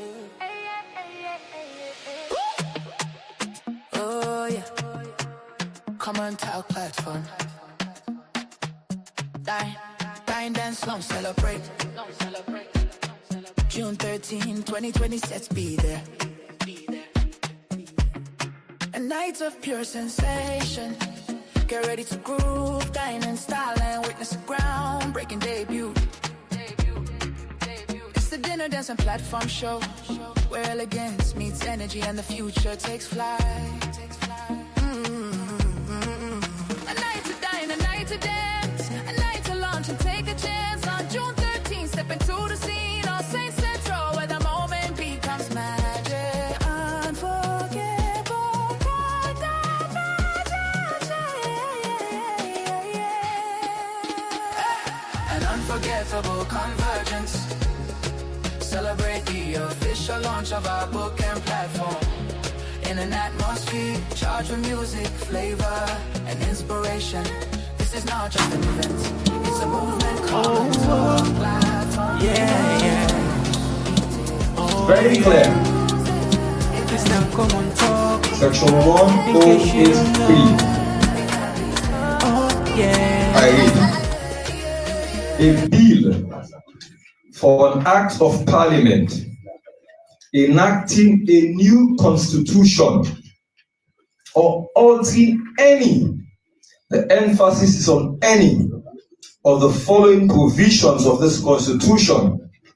I don't want to repeat all the sections, but you spoke about section 85, 87, which are entrenched clauses.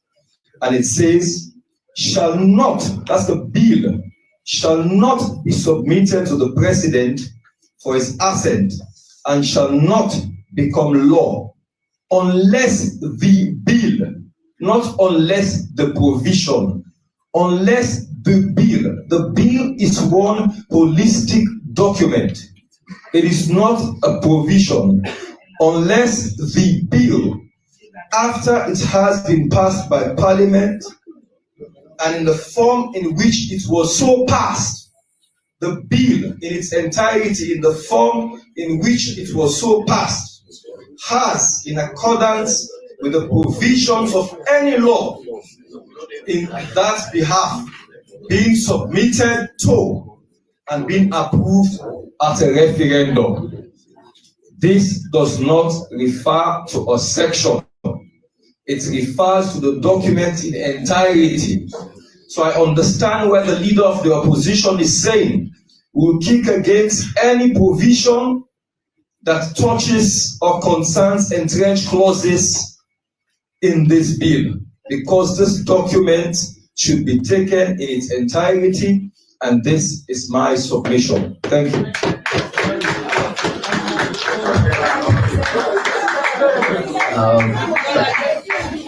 Thank you very much, Honorable Mfakuruma.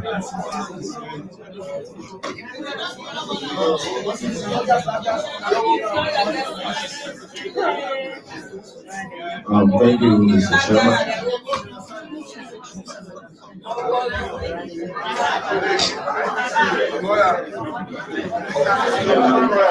Mr. Chairman, honorable members. Order, honorable members, order.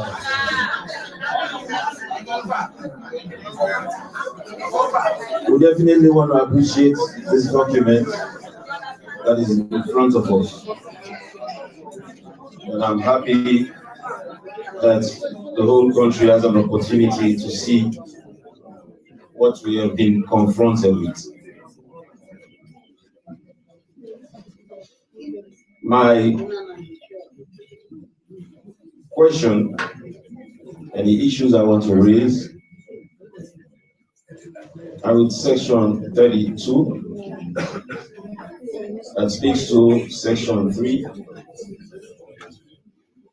in which an electoral commissioner should be appointed.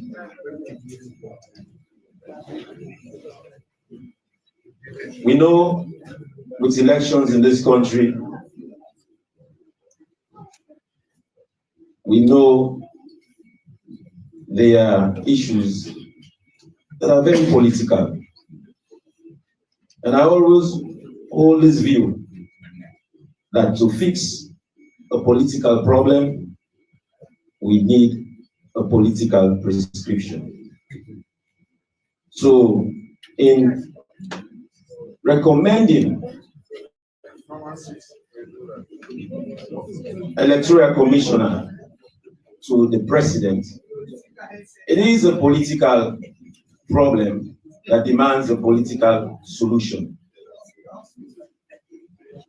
Though we believe that interreligious community should be included, though we believe that the Labour Congress should be considered, though we believe that youth groups and women organizations should be considered, we also believe that politicians and political parties should have a say in the recommendation of an electoral commissioner to the president.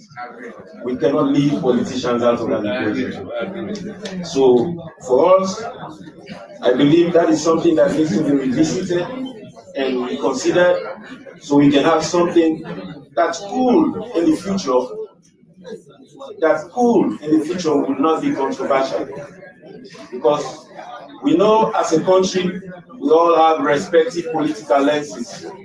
And if that is the case, we can choose respective people in all these organizations, but they possibly will have one political lens. So that is why it's imperative that we all consider including political parties in this equation, because this law should be able to stand the test of time. The second part of this one, Mr. Chairman, is the area that has to do with census before elections, or what census results we should be using. I'm glad the Minister, the Attorney General, Minister of Justice, said they are open to proposals. And it is critical because now we know we have a census that is going to happen 2 years before elections. And we've not had a census, a national census, since 2015. Though we had a midterm census, but we can recall that in that midterm census, it was not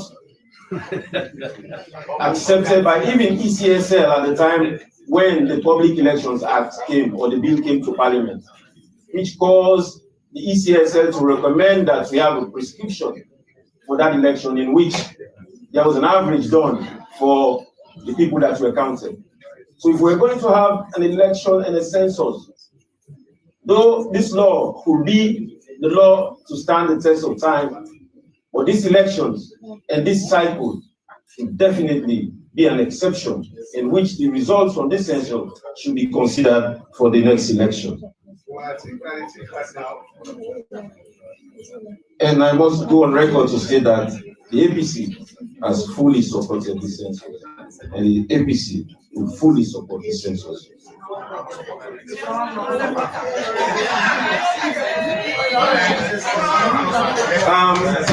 I know I don't have enough time because I want to give the platform to other speakers. Thank you. So I'll just end on 42(2)(e) that talks about elections and the majority of what will be considered in that election. So for the 2(e), for the listening public, it states that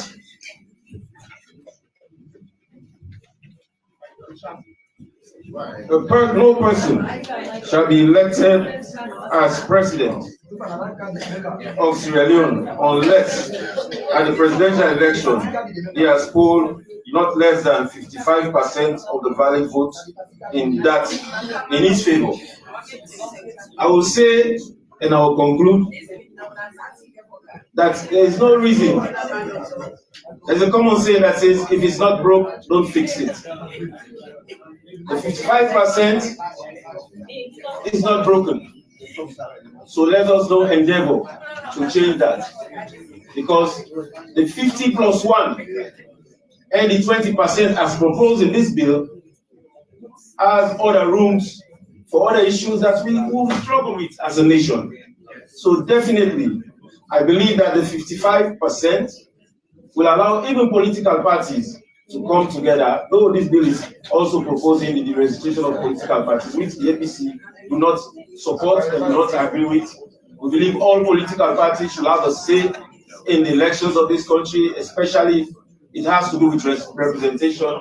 We believe 55% should be the one that should stay in the vote, and 50+1 and the 20% will not be one that will stand the test of time. And it will not even survive under the PR, which I believe somebody else will talk about. Thank you, Mr. Chairman. Thank you very much.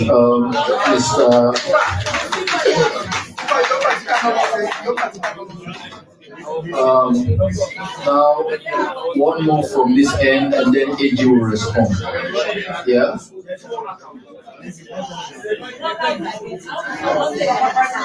Order. Thank you very much for the opportunity, and thank you for making us be part of these. Order, honorable members.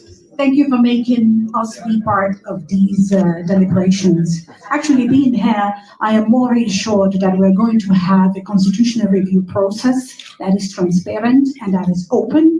And I want to commend my darling, the Clerk of Parliament, in reassuring us, and members of the High Table that have indicated to us that we're going to have a constitution that is based on consensus and consent. We're going to hold you to that promise. Now, I am not going to go into the position statement of Oraj because I know that you already have it, and the AG has already promised, and the clerk has already promised that you're going to look into it and take some of it into consideration. I just have some observations based on the presentation of the AG today. I would like to draw your attention that contrary to your presentation on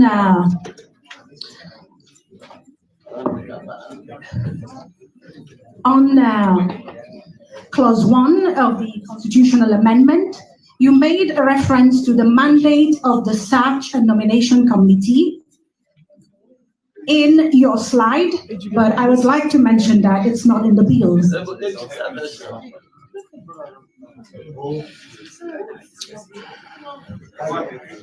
Should I repeat?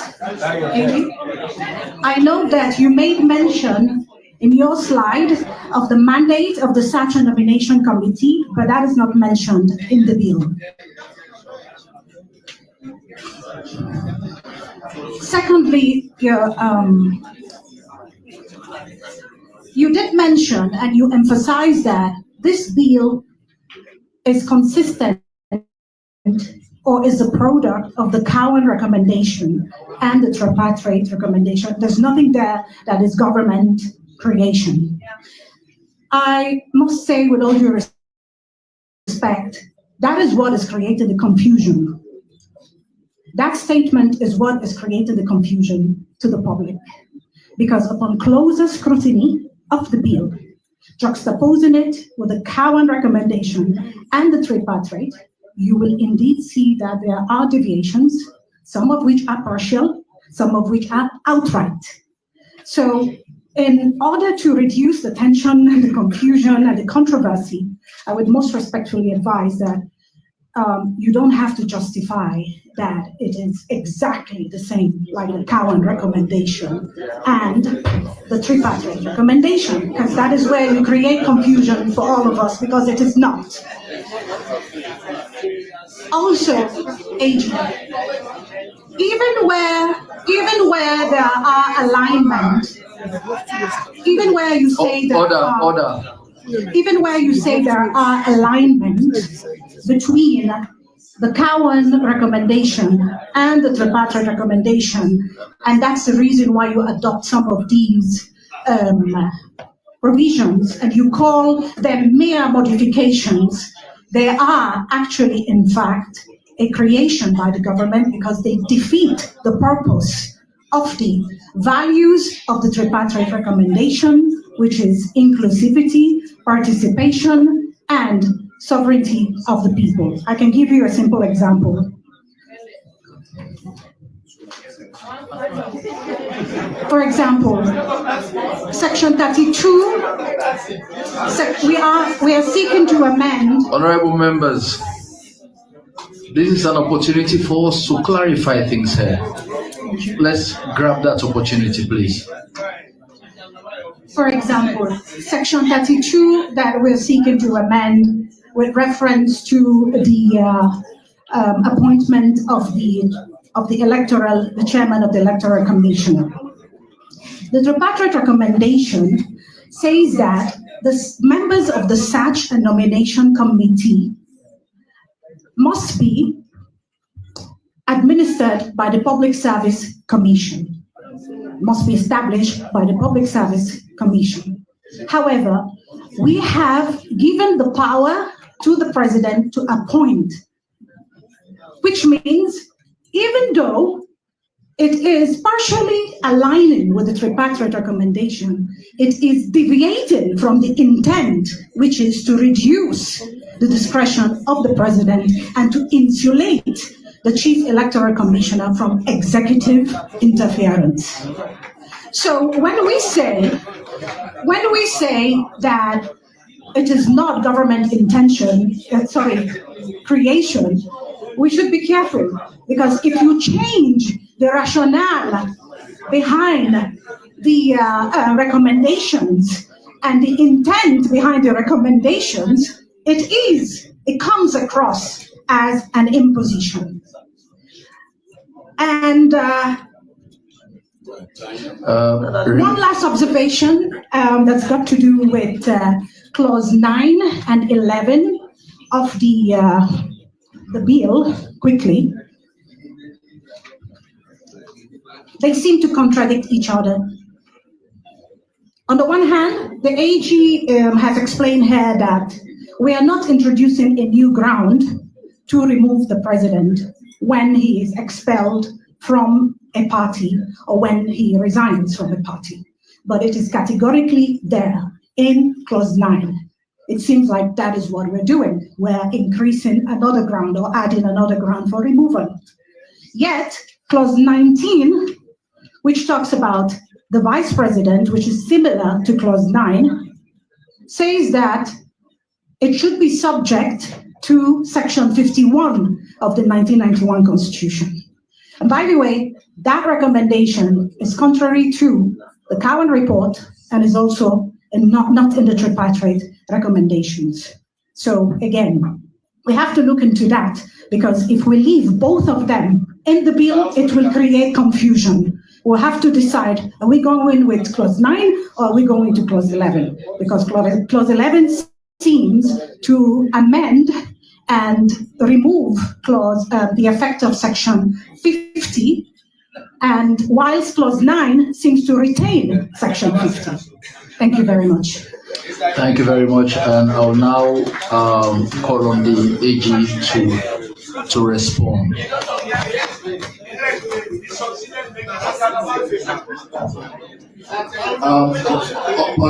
Honorable members. Please, honorable members, please, this session is very important. Let's continue our meetings.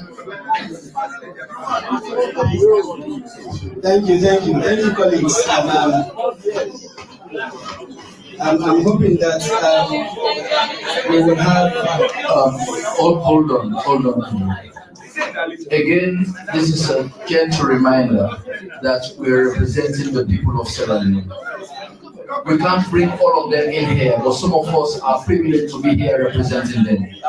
Let's represent them to the best level. Thank you. Thank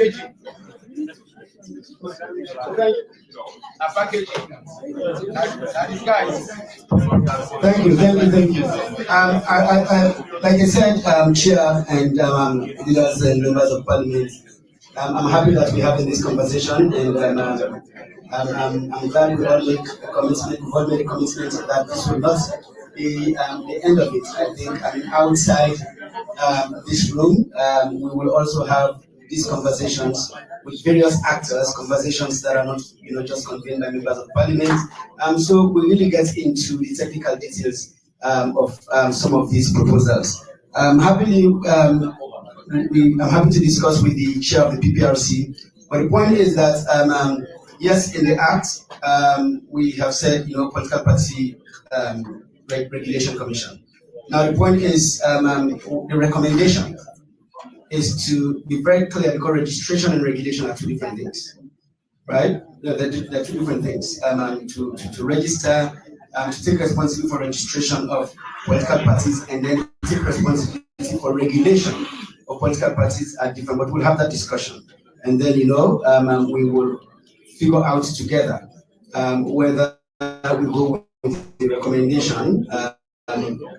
That you will be very specific on the registration mandate of the commission, or whether its work is covered in its regulatory mandate. So we'll discuss that.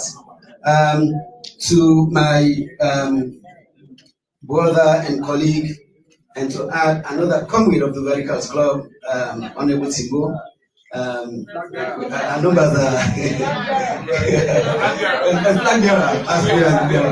the opposition APC. First is to say that yes, these documents, as much as yes, we say they have been public documents, we will do our part to share them again. Matter of fact, the Minister of Information and Civic Education is here, and we have been working together on a very robust public education program. He likes to correct me, because we don't want this to be just information sharing. We want a process that we can call an engagement with members of the public. Yes, we want to listen, we want to learn, and we want to incorporate feedback into this work. And so as part of that public information strategy, this week actually, we will be today, he has said today actually, we will be launching a website for the constitutional review process. And so everything will be out there. The documents that we have referenced here will be out there. And so you have our word that these documents will be available. I think we seem to have a disagreement on our readings of section 108. Respectfully, I think our readings, but I think I'll engage but not preempt, how you will look at it in the legislative committee.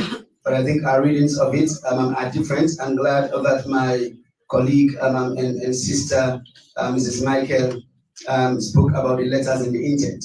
I think, we'll have to go into what the intent was. But it is just to say that we know that at this point, we don't really know the form in which this is going to go to the president, right? Or the form in which it is going to come out of Parliament. But that form will actually, determine what goes to the president or what becomes part of a broader package for a referendum. But I think is to say respectfully that our readings of it, taking it that it has to be in a separate bill because of the use of that word, is very different. But I mean, we can discuss that as colleagues, and make sure that when it gets to the legislative committee, I think we are all on the same page. Yes, and on the appointment of the ECSL chair, I take your point, Honorable, that political actors should be included in the process. I think when we discussed this on the tripartite committee, we did not consider that. The idea was to really take that decision-making process from the hands of the political actors. I think we tried to look at the Kenyan model in which the search committee appoints the chief electoral commissioner, and then what we try to get like a blend with our own system, where like you don't take out the president's powers completely, but to say yes, the search committee will do its part, and then you'll recommend to the president, and then the president will select from that group. But this is a discussion that we should have because you're not the only one who has said so. In discussions with the other political parties, the All Political Parties Association, or let's say the other 15 political parties, they also expressed the same concern that political actors have been taken out of the process. So I think this is a discussion that we should have. And again, I emphasize that is why this is a bill. I mean, all of these discussions should really enrich, the outcome of this exercise. So by all means, let's have.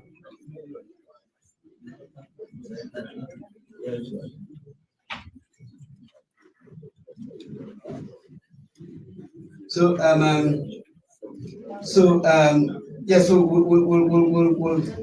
we'll talk about that. Census results to be used.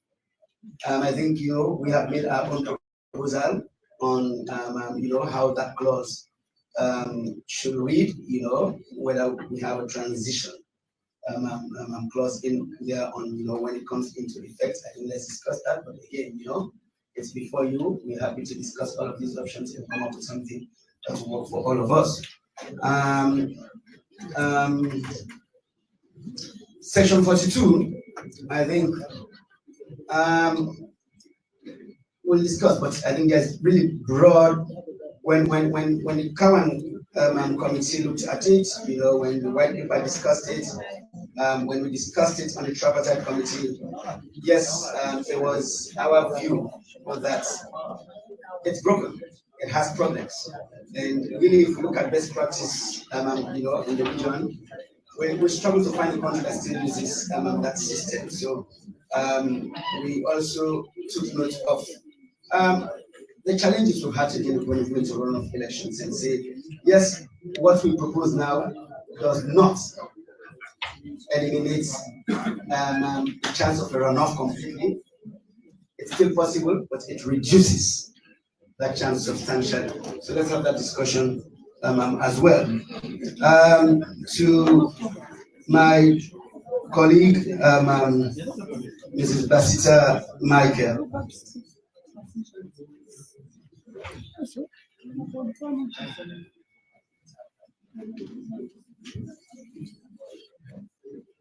So I think I like to say respectfully, when we have audiences that listen to us, I think it is good to do our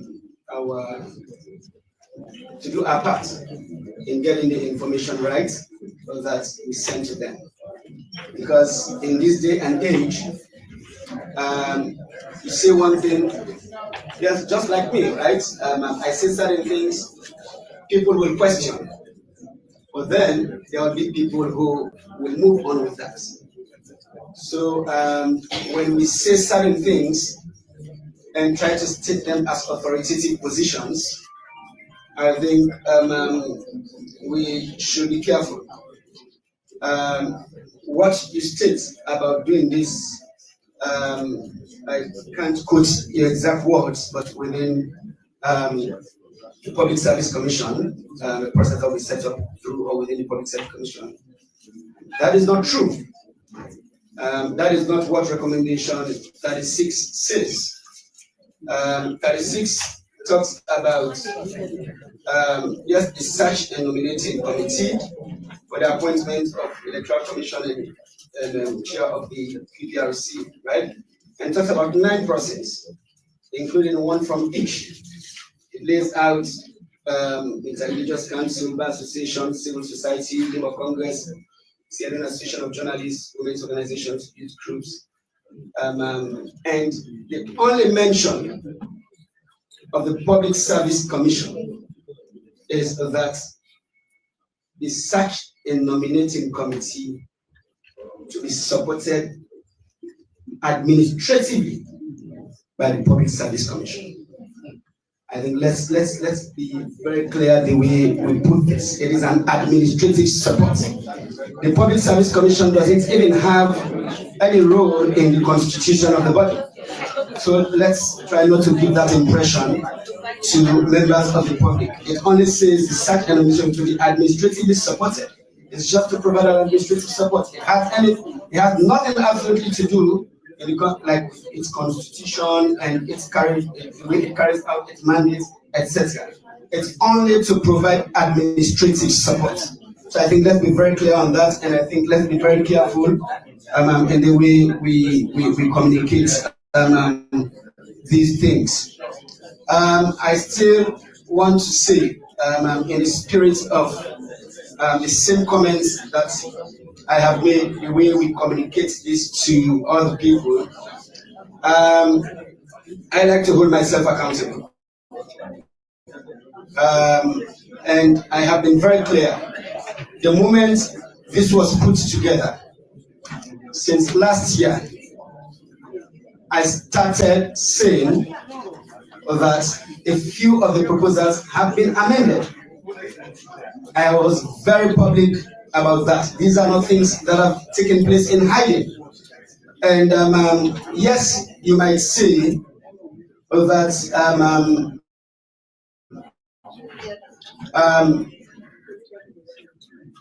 when you amend certain proposals,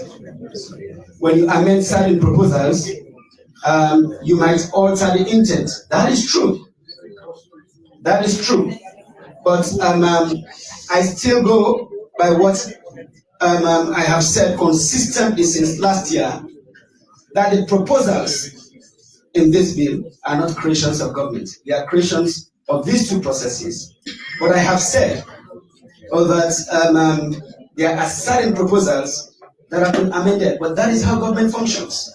So now, let's put it this way. I've been in government a few years. I'm still learning, right? And you know, I learn from people in government. I learn from people who have served in government. In fact, next to you is my big brother and partner. We call ourselves a partnership on the tripartite committee. When we served on the tripartite committee, and sometimes when things were difficult to handle, the entirety of the committee would put it in the hands of myself and Dr. Richard Conte and say, you are the partnership, get a solution. And we will hand heads. We will look at options. We will engage various individuals on our respective teams. And then we'll come back with proposals. Most times, the entirety of the committee will adopt the proposals that we bring. But during this process, noting that, you know, he has, of course, lived in this world longer than I have. He has served in government in various roles in the office of president and in various ministries, I've had to learn a lot from him. Right? Same with Dr. Mara, I used to say so. So I'm still learning. So, but one thing that I know during this time that I've been learning is that when bodies make recommendations, they are called recommendations for a reason. They are not called directives. They are called recommendations. If you go back to, let's even take it to the Truth and Reconciliation Commission report. When the TRC issued its report, handed the report to late President Kaba in 2004, there was a white paper. And then, of course, we saw with other commissions of inquiry that we have set up. The Shares Moses Commission of Inquiry, inclusive. And then, you come to the Kawan Constitutional Committee report 2017 white paper. And then you come to the 2022 white paper. If you read these, you will find three common things.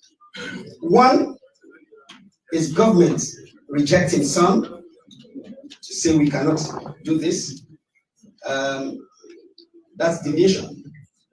But two, government accepting these recommendations. And three, government accepting with modifications. That's how government functions. Check the various white papers. That's how. So it is okay, government will accept with modifications. Yes, those modifications might affect the intent of the provision, or they might alter the outcome in certain ways, right? So and the point is that we have not hidden away from this fact. I came out publicly before anybody could point it out that yes, there are certain proposals that have been modified. I discussed this because that is how governments function, right? And so now that we have had these modifications, we have laid them, we have again said that even on these proposals that have been modified, we want to have additional discussions. Let us use these discussions to determine whether we keep them in their modified form, or we take them to the original proposal, or we get rid of them altogether, or, let's just say how we make the provisions better. That is what we should do. And I think that should be part of what we communicate to our audiences, especially when we know that the room is still open to have these discussions. Instead of, putting as though, certain people have taken certain positions, that are completely out of the way. I think the way sometimes, these are received, they undermine the processes that we are all trying to make better. So on this, again, you have my word, and I know I'll speak for government on this, and buttress the points made by the leadership of Parliament, that we are open to having discussions about this. We are open to looking at different clauses, looking at variations. There are proposals here from the tripartite and common processes that we might even want to review and make better. So let's have these discussions. I think it's an opportunity for us in government to learn from you. It's also an opportunity for you to, get the rationale for certain things.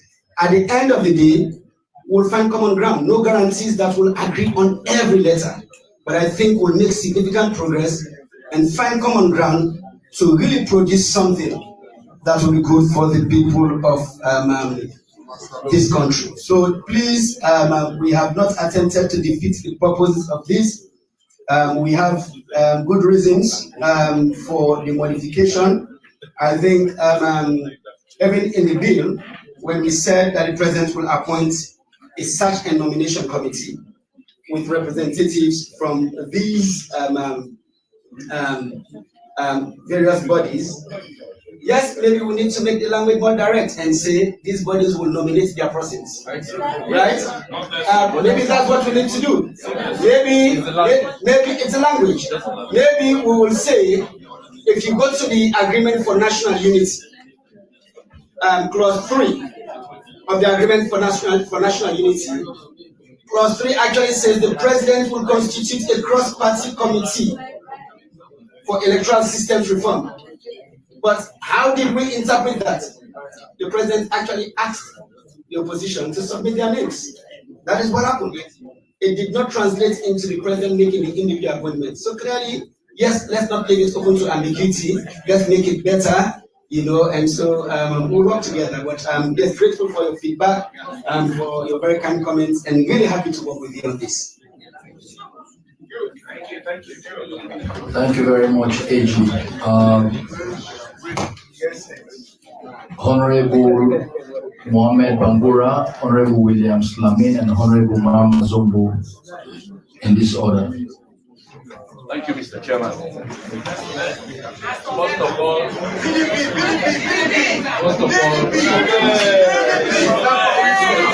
I would like to commend the AG's office.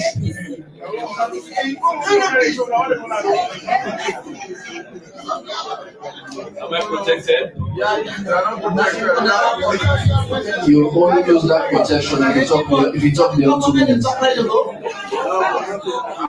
First of all, I would like to commend the AG's office because this bill is less controversial. We have seen it. But let me order honorable members. Let me bring you section 42. 1. A presidential candidate shall either be nominated by a political party or an independent candidate.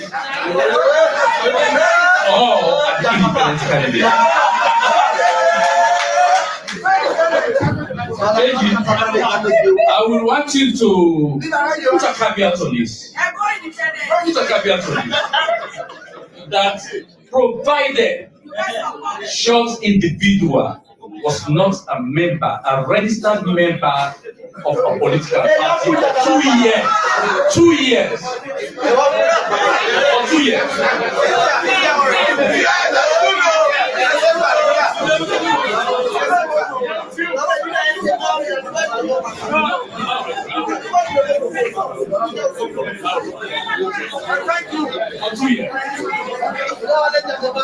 And also, I would just want to support Dr. Ompa. When you make laws, you said the president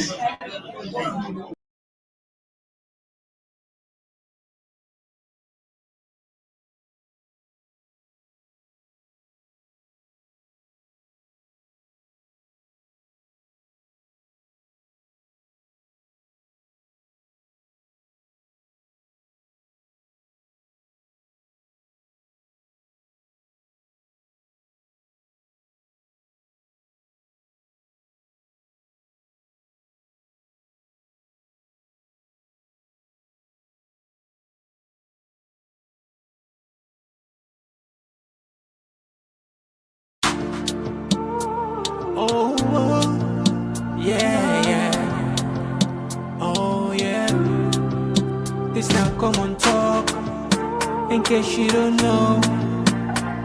Oh yeah. Order.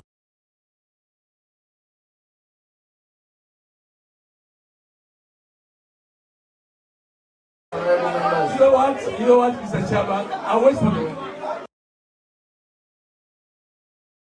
Thank you very much. Honorable William Slamin. Remember you have 2 minutes. Thank you very much, Mr. Chairman. Mr. Chairman, members of the High Table, I stand on the existing protocols. I want to take this single opportunity to say thank you, AG, for the concerted effort in putting this document together. But my concern here is for order, honorable members. The is Clause 8, Section 43 of the Constitution. On the side note, it says period during which presidential elections shall take place. On Clause 43(1), the presidential elections shall be held on the second Saturday in November in every 5th year. My concern here is that we have a very accommodating atmosphere in Sierra Leone. We have 60% of our population are Islamic and 40% is Christian, and the 40% Christians, they are 10% over a 7-day Adventist in Sierra Leone, who stand on over 125 years existence in Sierra Leone, who have contributed immensely by having, like you said, I use the word discussions. If we have discussions around the day of the election, will help us a lot, so that 860,000 members of Sierra Leone population will not be discouraged to come to the polling pool at that time. Because if we are talking about 8.6 million people in Sierra Leone, and about 10% of that population are worshippers on Saturday, I want us to discuss the issue of if we can move that day from Saturday to Thursday. That would be my take. Thank you. Thank you, Honorable Member. Your point is well noted. Now, in the first order, earlier on I said Honorable Mohamed Bangura, Honorable William Slamin, Honorable Mama Zombo, then I'll take different, I'll take other set of people. Yeah. Thank you, thank you.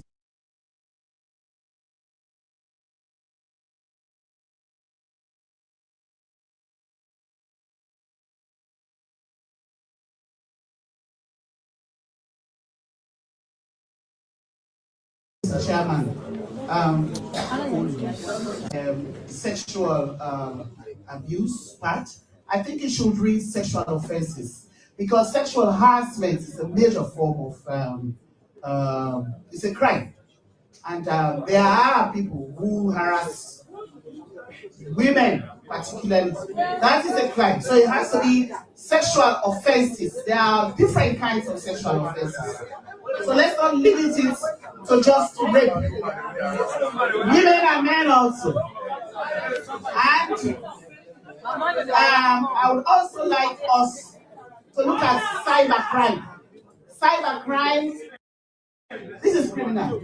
And if someone has committed cybercrime, that person or consistently commits cybercrime, that person should not be a member of parliament. And also, contempt of parliament. If you are in parliament and you have committed contempt of parliament severally, then you are not qualified to be a member of parliament in the other section. Women and men. I'm speaking about women and men.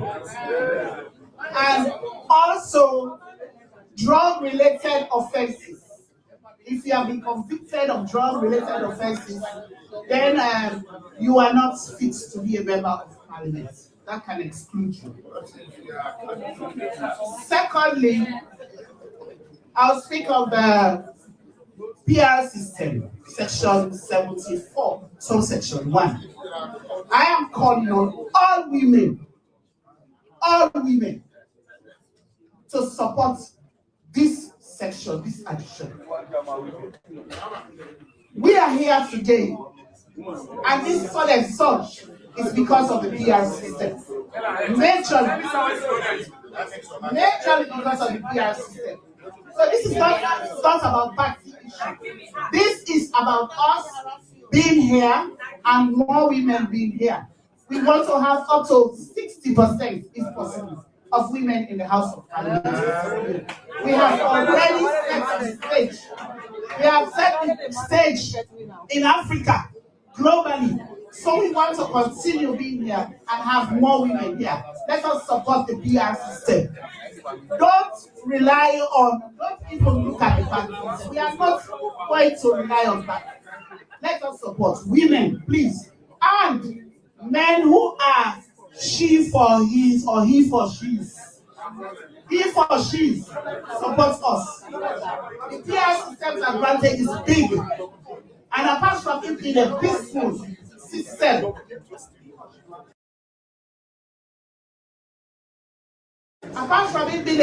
system, because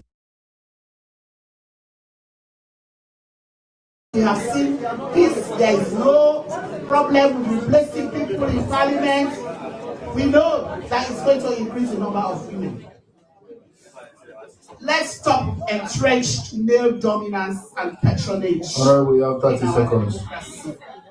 And the party list, we would rather have a fair alternation. Let's start with women. One woman, one man in the same system. Thank you very much. Thank you very much. Yes, basically, yes. Honorable members, of course, once this document has been laid on the table of Parliament, it is our document. So for the amendment, we'll have ample opportunity as members of Parliament to amend it when we get to committee stage. This opportunity is only for us to give our overview idea on the bill. But to get into the bill proper, we'll do when we get to committee stage. Okay, thank you very much. Leader, on that note, I'll take two more speakers. The Mayor, Ivana Kisoya, and Dr. Emmanuel Gaima. I close the session. Thank you.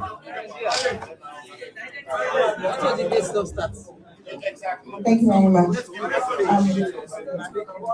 AG, let me use this opportunity to thank you for an excellent presentation, very detailed, and to say thank you to the Parliament for providing this opportunity for us, the members of the public, to be part of this privileged event.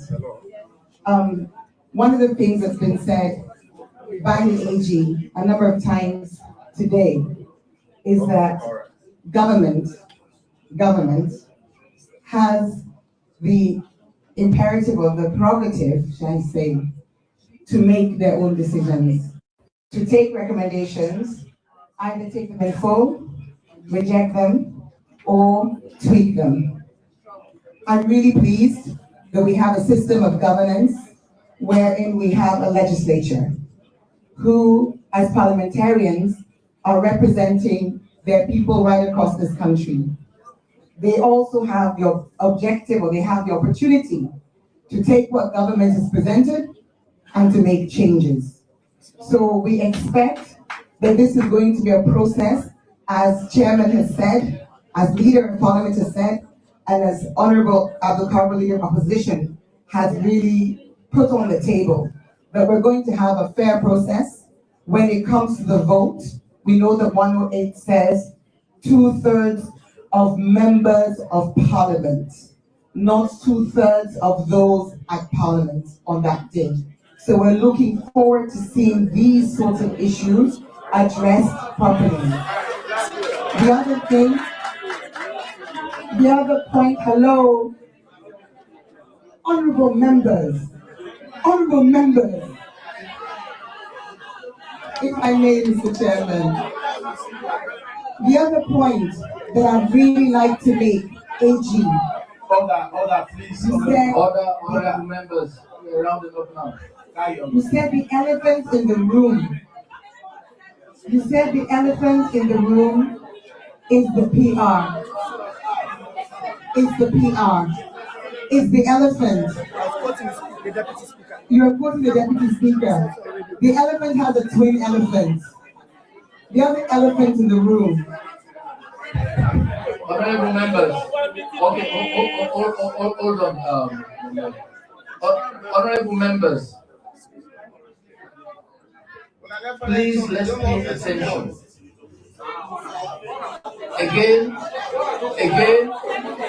Again, it's a gentle reminder that you're representing the woman from Calabar who is not able to be here. Honorable members, please. Honorable members, yes. There are certain stakeholders, we treat them in two categories. Please. All right. No. Please, for this purpose of the privilege. Please, honorable members. Please, honorable members. Honorable. This is Parliament, and there's order. This is Parliament, and there is order in Parliament. Honorable member. Okay, Mr. Clark, just hold on, Mr. Clark, hold on. Honorable members, may I please have your attention?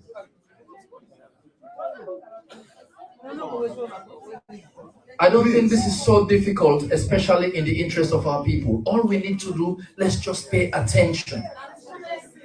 We're not asking for too much. Thank you so much, Mr. Chairman. Thank you so much, Clerk of Parliament. I really appreciate that. There were two more points I wanted to make. One of them is, as the AG said, the elephant in the room, as he described it, was the PR. And on the PR, I just like to make a point. One, that we are, as a woman myself, obviously very, very, very keen to see more female participation in governance at every level, from the presidency to the parliament to local government. But PR is not the only way to do that. So I'd just like to make that point. The second point I'd like to make is the elephant's twin. The elephant has a twin. And the twin is when the tripartite recommendations moved the threshold from 55% to 50% plus one. After great debate from all there, it was agreed that it would be 25% in 50% of the districts. As you said, the government has the prerogative to tweak, and you've tweaked. You brought the threshold down to 20%, and you said 2/3. I'd like to say that personally, I think that's very concerning, and I'm very glad that Parliament has the opportunity to use this platform to take us back to where the tripartite recommendation took us, so that we come back to 50% plus one and 25% in half of the districts of the country. I'll stop there, and once more, I'm not part of the radicals. You begin to feel left out when you're not in the radicals, right? When these guys are talking. I'm not part of the radicals, but I think you're still going to take what I'm saying as your sister. Thank you very much, Dr. Emmanuel Diamond.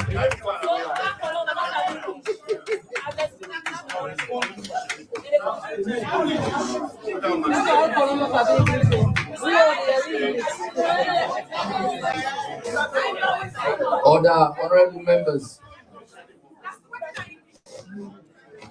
Mr. Chairman, Leadership of Parliament, Honorable Attorney General. Hold on. Again, honorable members, I'm pleading with you. We are almost there. And Mr. Chair, I am following the comment on the live, and the public is so disappointed that on such a crucial bill, members of Parliament are so curious. Please, members of Parliament, let's listen to the contributors. This bill belongs to us. We have a lot to say.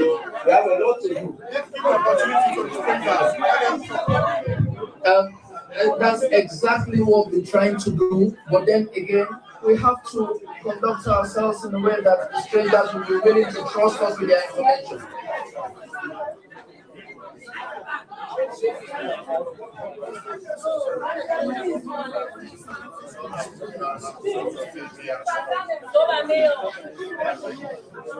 Yes, proceed.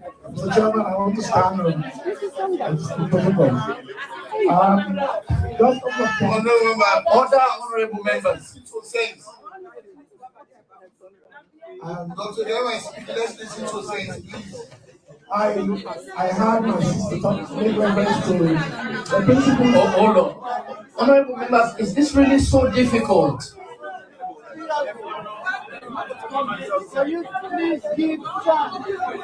Remember, we are all leaders. We're representing people from different districts. They are watching us on TV. If we can't pay attention to each other, how can we represent them? Proceed. Chairman, reference was made to certain principles.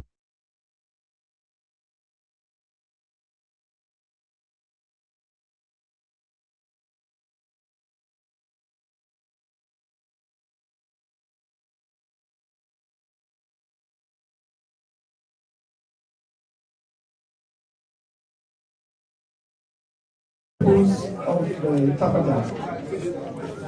To the best of my knowledge, those were principles we carved out of the tripartite as a mechanism to enable us to have the discussion in an environment where we have the opposition party and government representing government constitutional and political parties. For future guidance, as this process continues, one of the things we laid a lot of emphasis on was we also wanted, in the event somebody wanted to inject anything new, to look at where is the jurisdiction coming from and whether that is really and globally accepted best practice.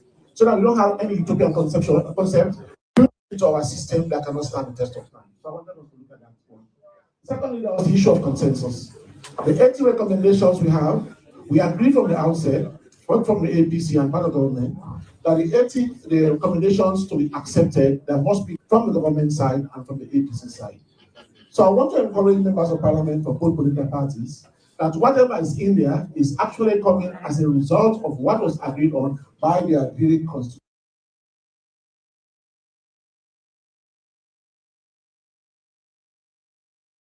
The representatives on the part of the government and on the part of the APC. Suffice to say, the other 15 political parties, and I kept repeating that perhaps we had 15 political parties that were outside of the room. But in the interest of the state and governance, we assume that those people who are representing government, including my humble self, were representing all the 15 political parties. And the third one, which is really very critical, whenever we had issues that became extremely contentious and it was difficult to arrive at consensus, we differed. We said there should be consultation, government must consult. And in that consultative process, we recognize the leadership role of government, hoping that government will lead on the process. In the last couple of weeks, I've been hearing positions being articulated that CSO. There was not a single time that would be found that it was going to be a CSO. And so I just want to guide, as we go forward, get to the point in within government, what is consultation? In terms of what is consultation, what is the minimum threshold, what happens when there is an agreement, and this is something I want to assure this House that government is working on speedily. Thank you very much for your attention. Thank you very much. AG,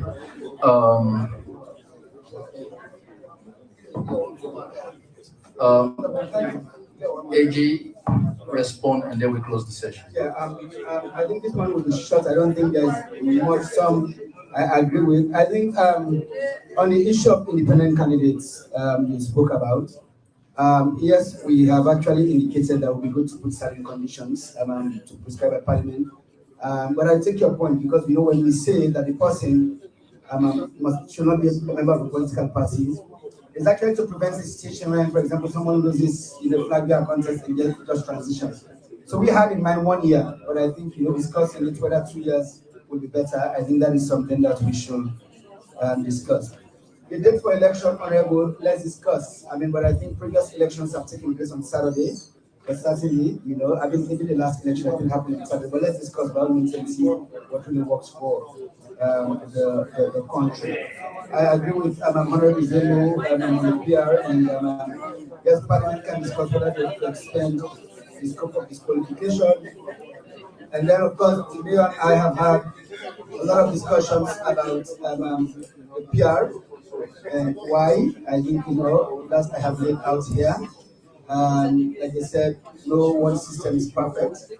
But since we have mechanisms that have recommended PR and voting practices in other countries, I think let's have a detailed discussion on the kind of PR that will work for this country. That is why we've not prescribed any. Same with the threshold system. Yes, I know that we moved from 25% to 20%.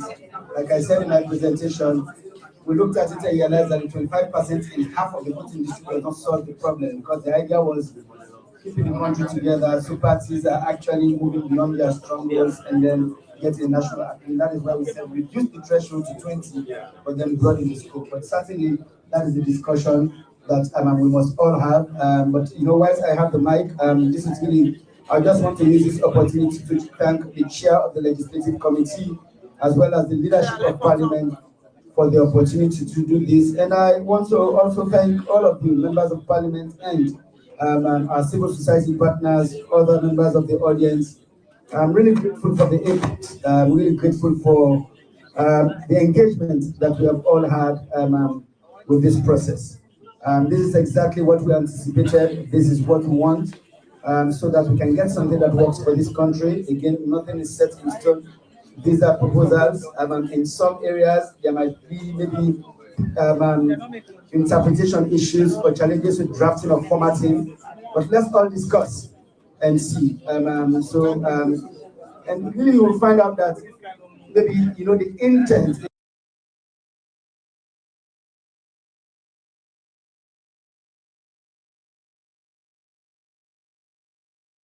is not affected, you understand, if we probably look at the drafting again, but Mr. Thompson is on hand to get input from everyone and really give us what we want. So by all means, please, let's work on this. But I also want to especially acknowledge the work that the Tripartite Implementation Secretariat is doing on these reforms, as well as other recommendations that fall within the 80 recommendations in the Tripartite report. They will also open their doors to engagement on this reform, as well as on other aspects of the Tripartite report. Really deeply, I'm grateful for your time, and please, let's do this together for the people of Sierra Leone.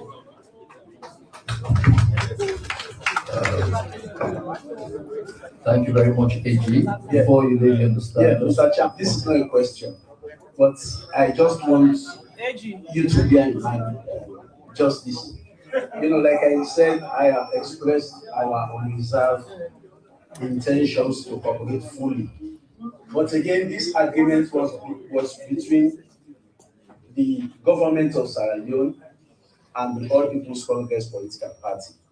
So to me, even in the preparation of the recommendations, government was fully involved at the highest office of legislation in government. You were there, you were part of the process.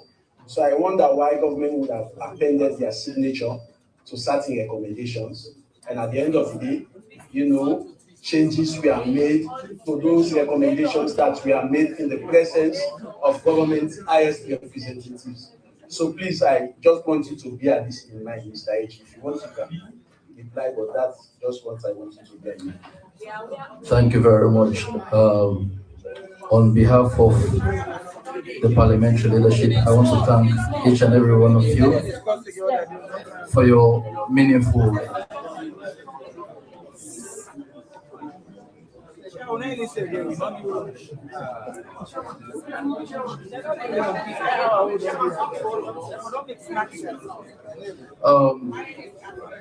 want to thank all of you on behalf of parliamentary leadership for your meaningful contribution to this exercise. The discussion will continue and continue to reach out to the constituents, and by the end of the day, we know that what you bring to parliament will help make this law that will stand the test of time. Thank you very much, and God bless you.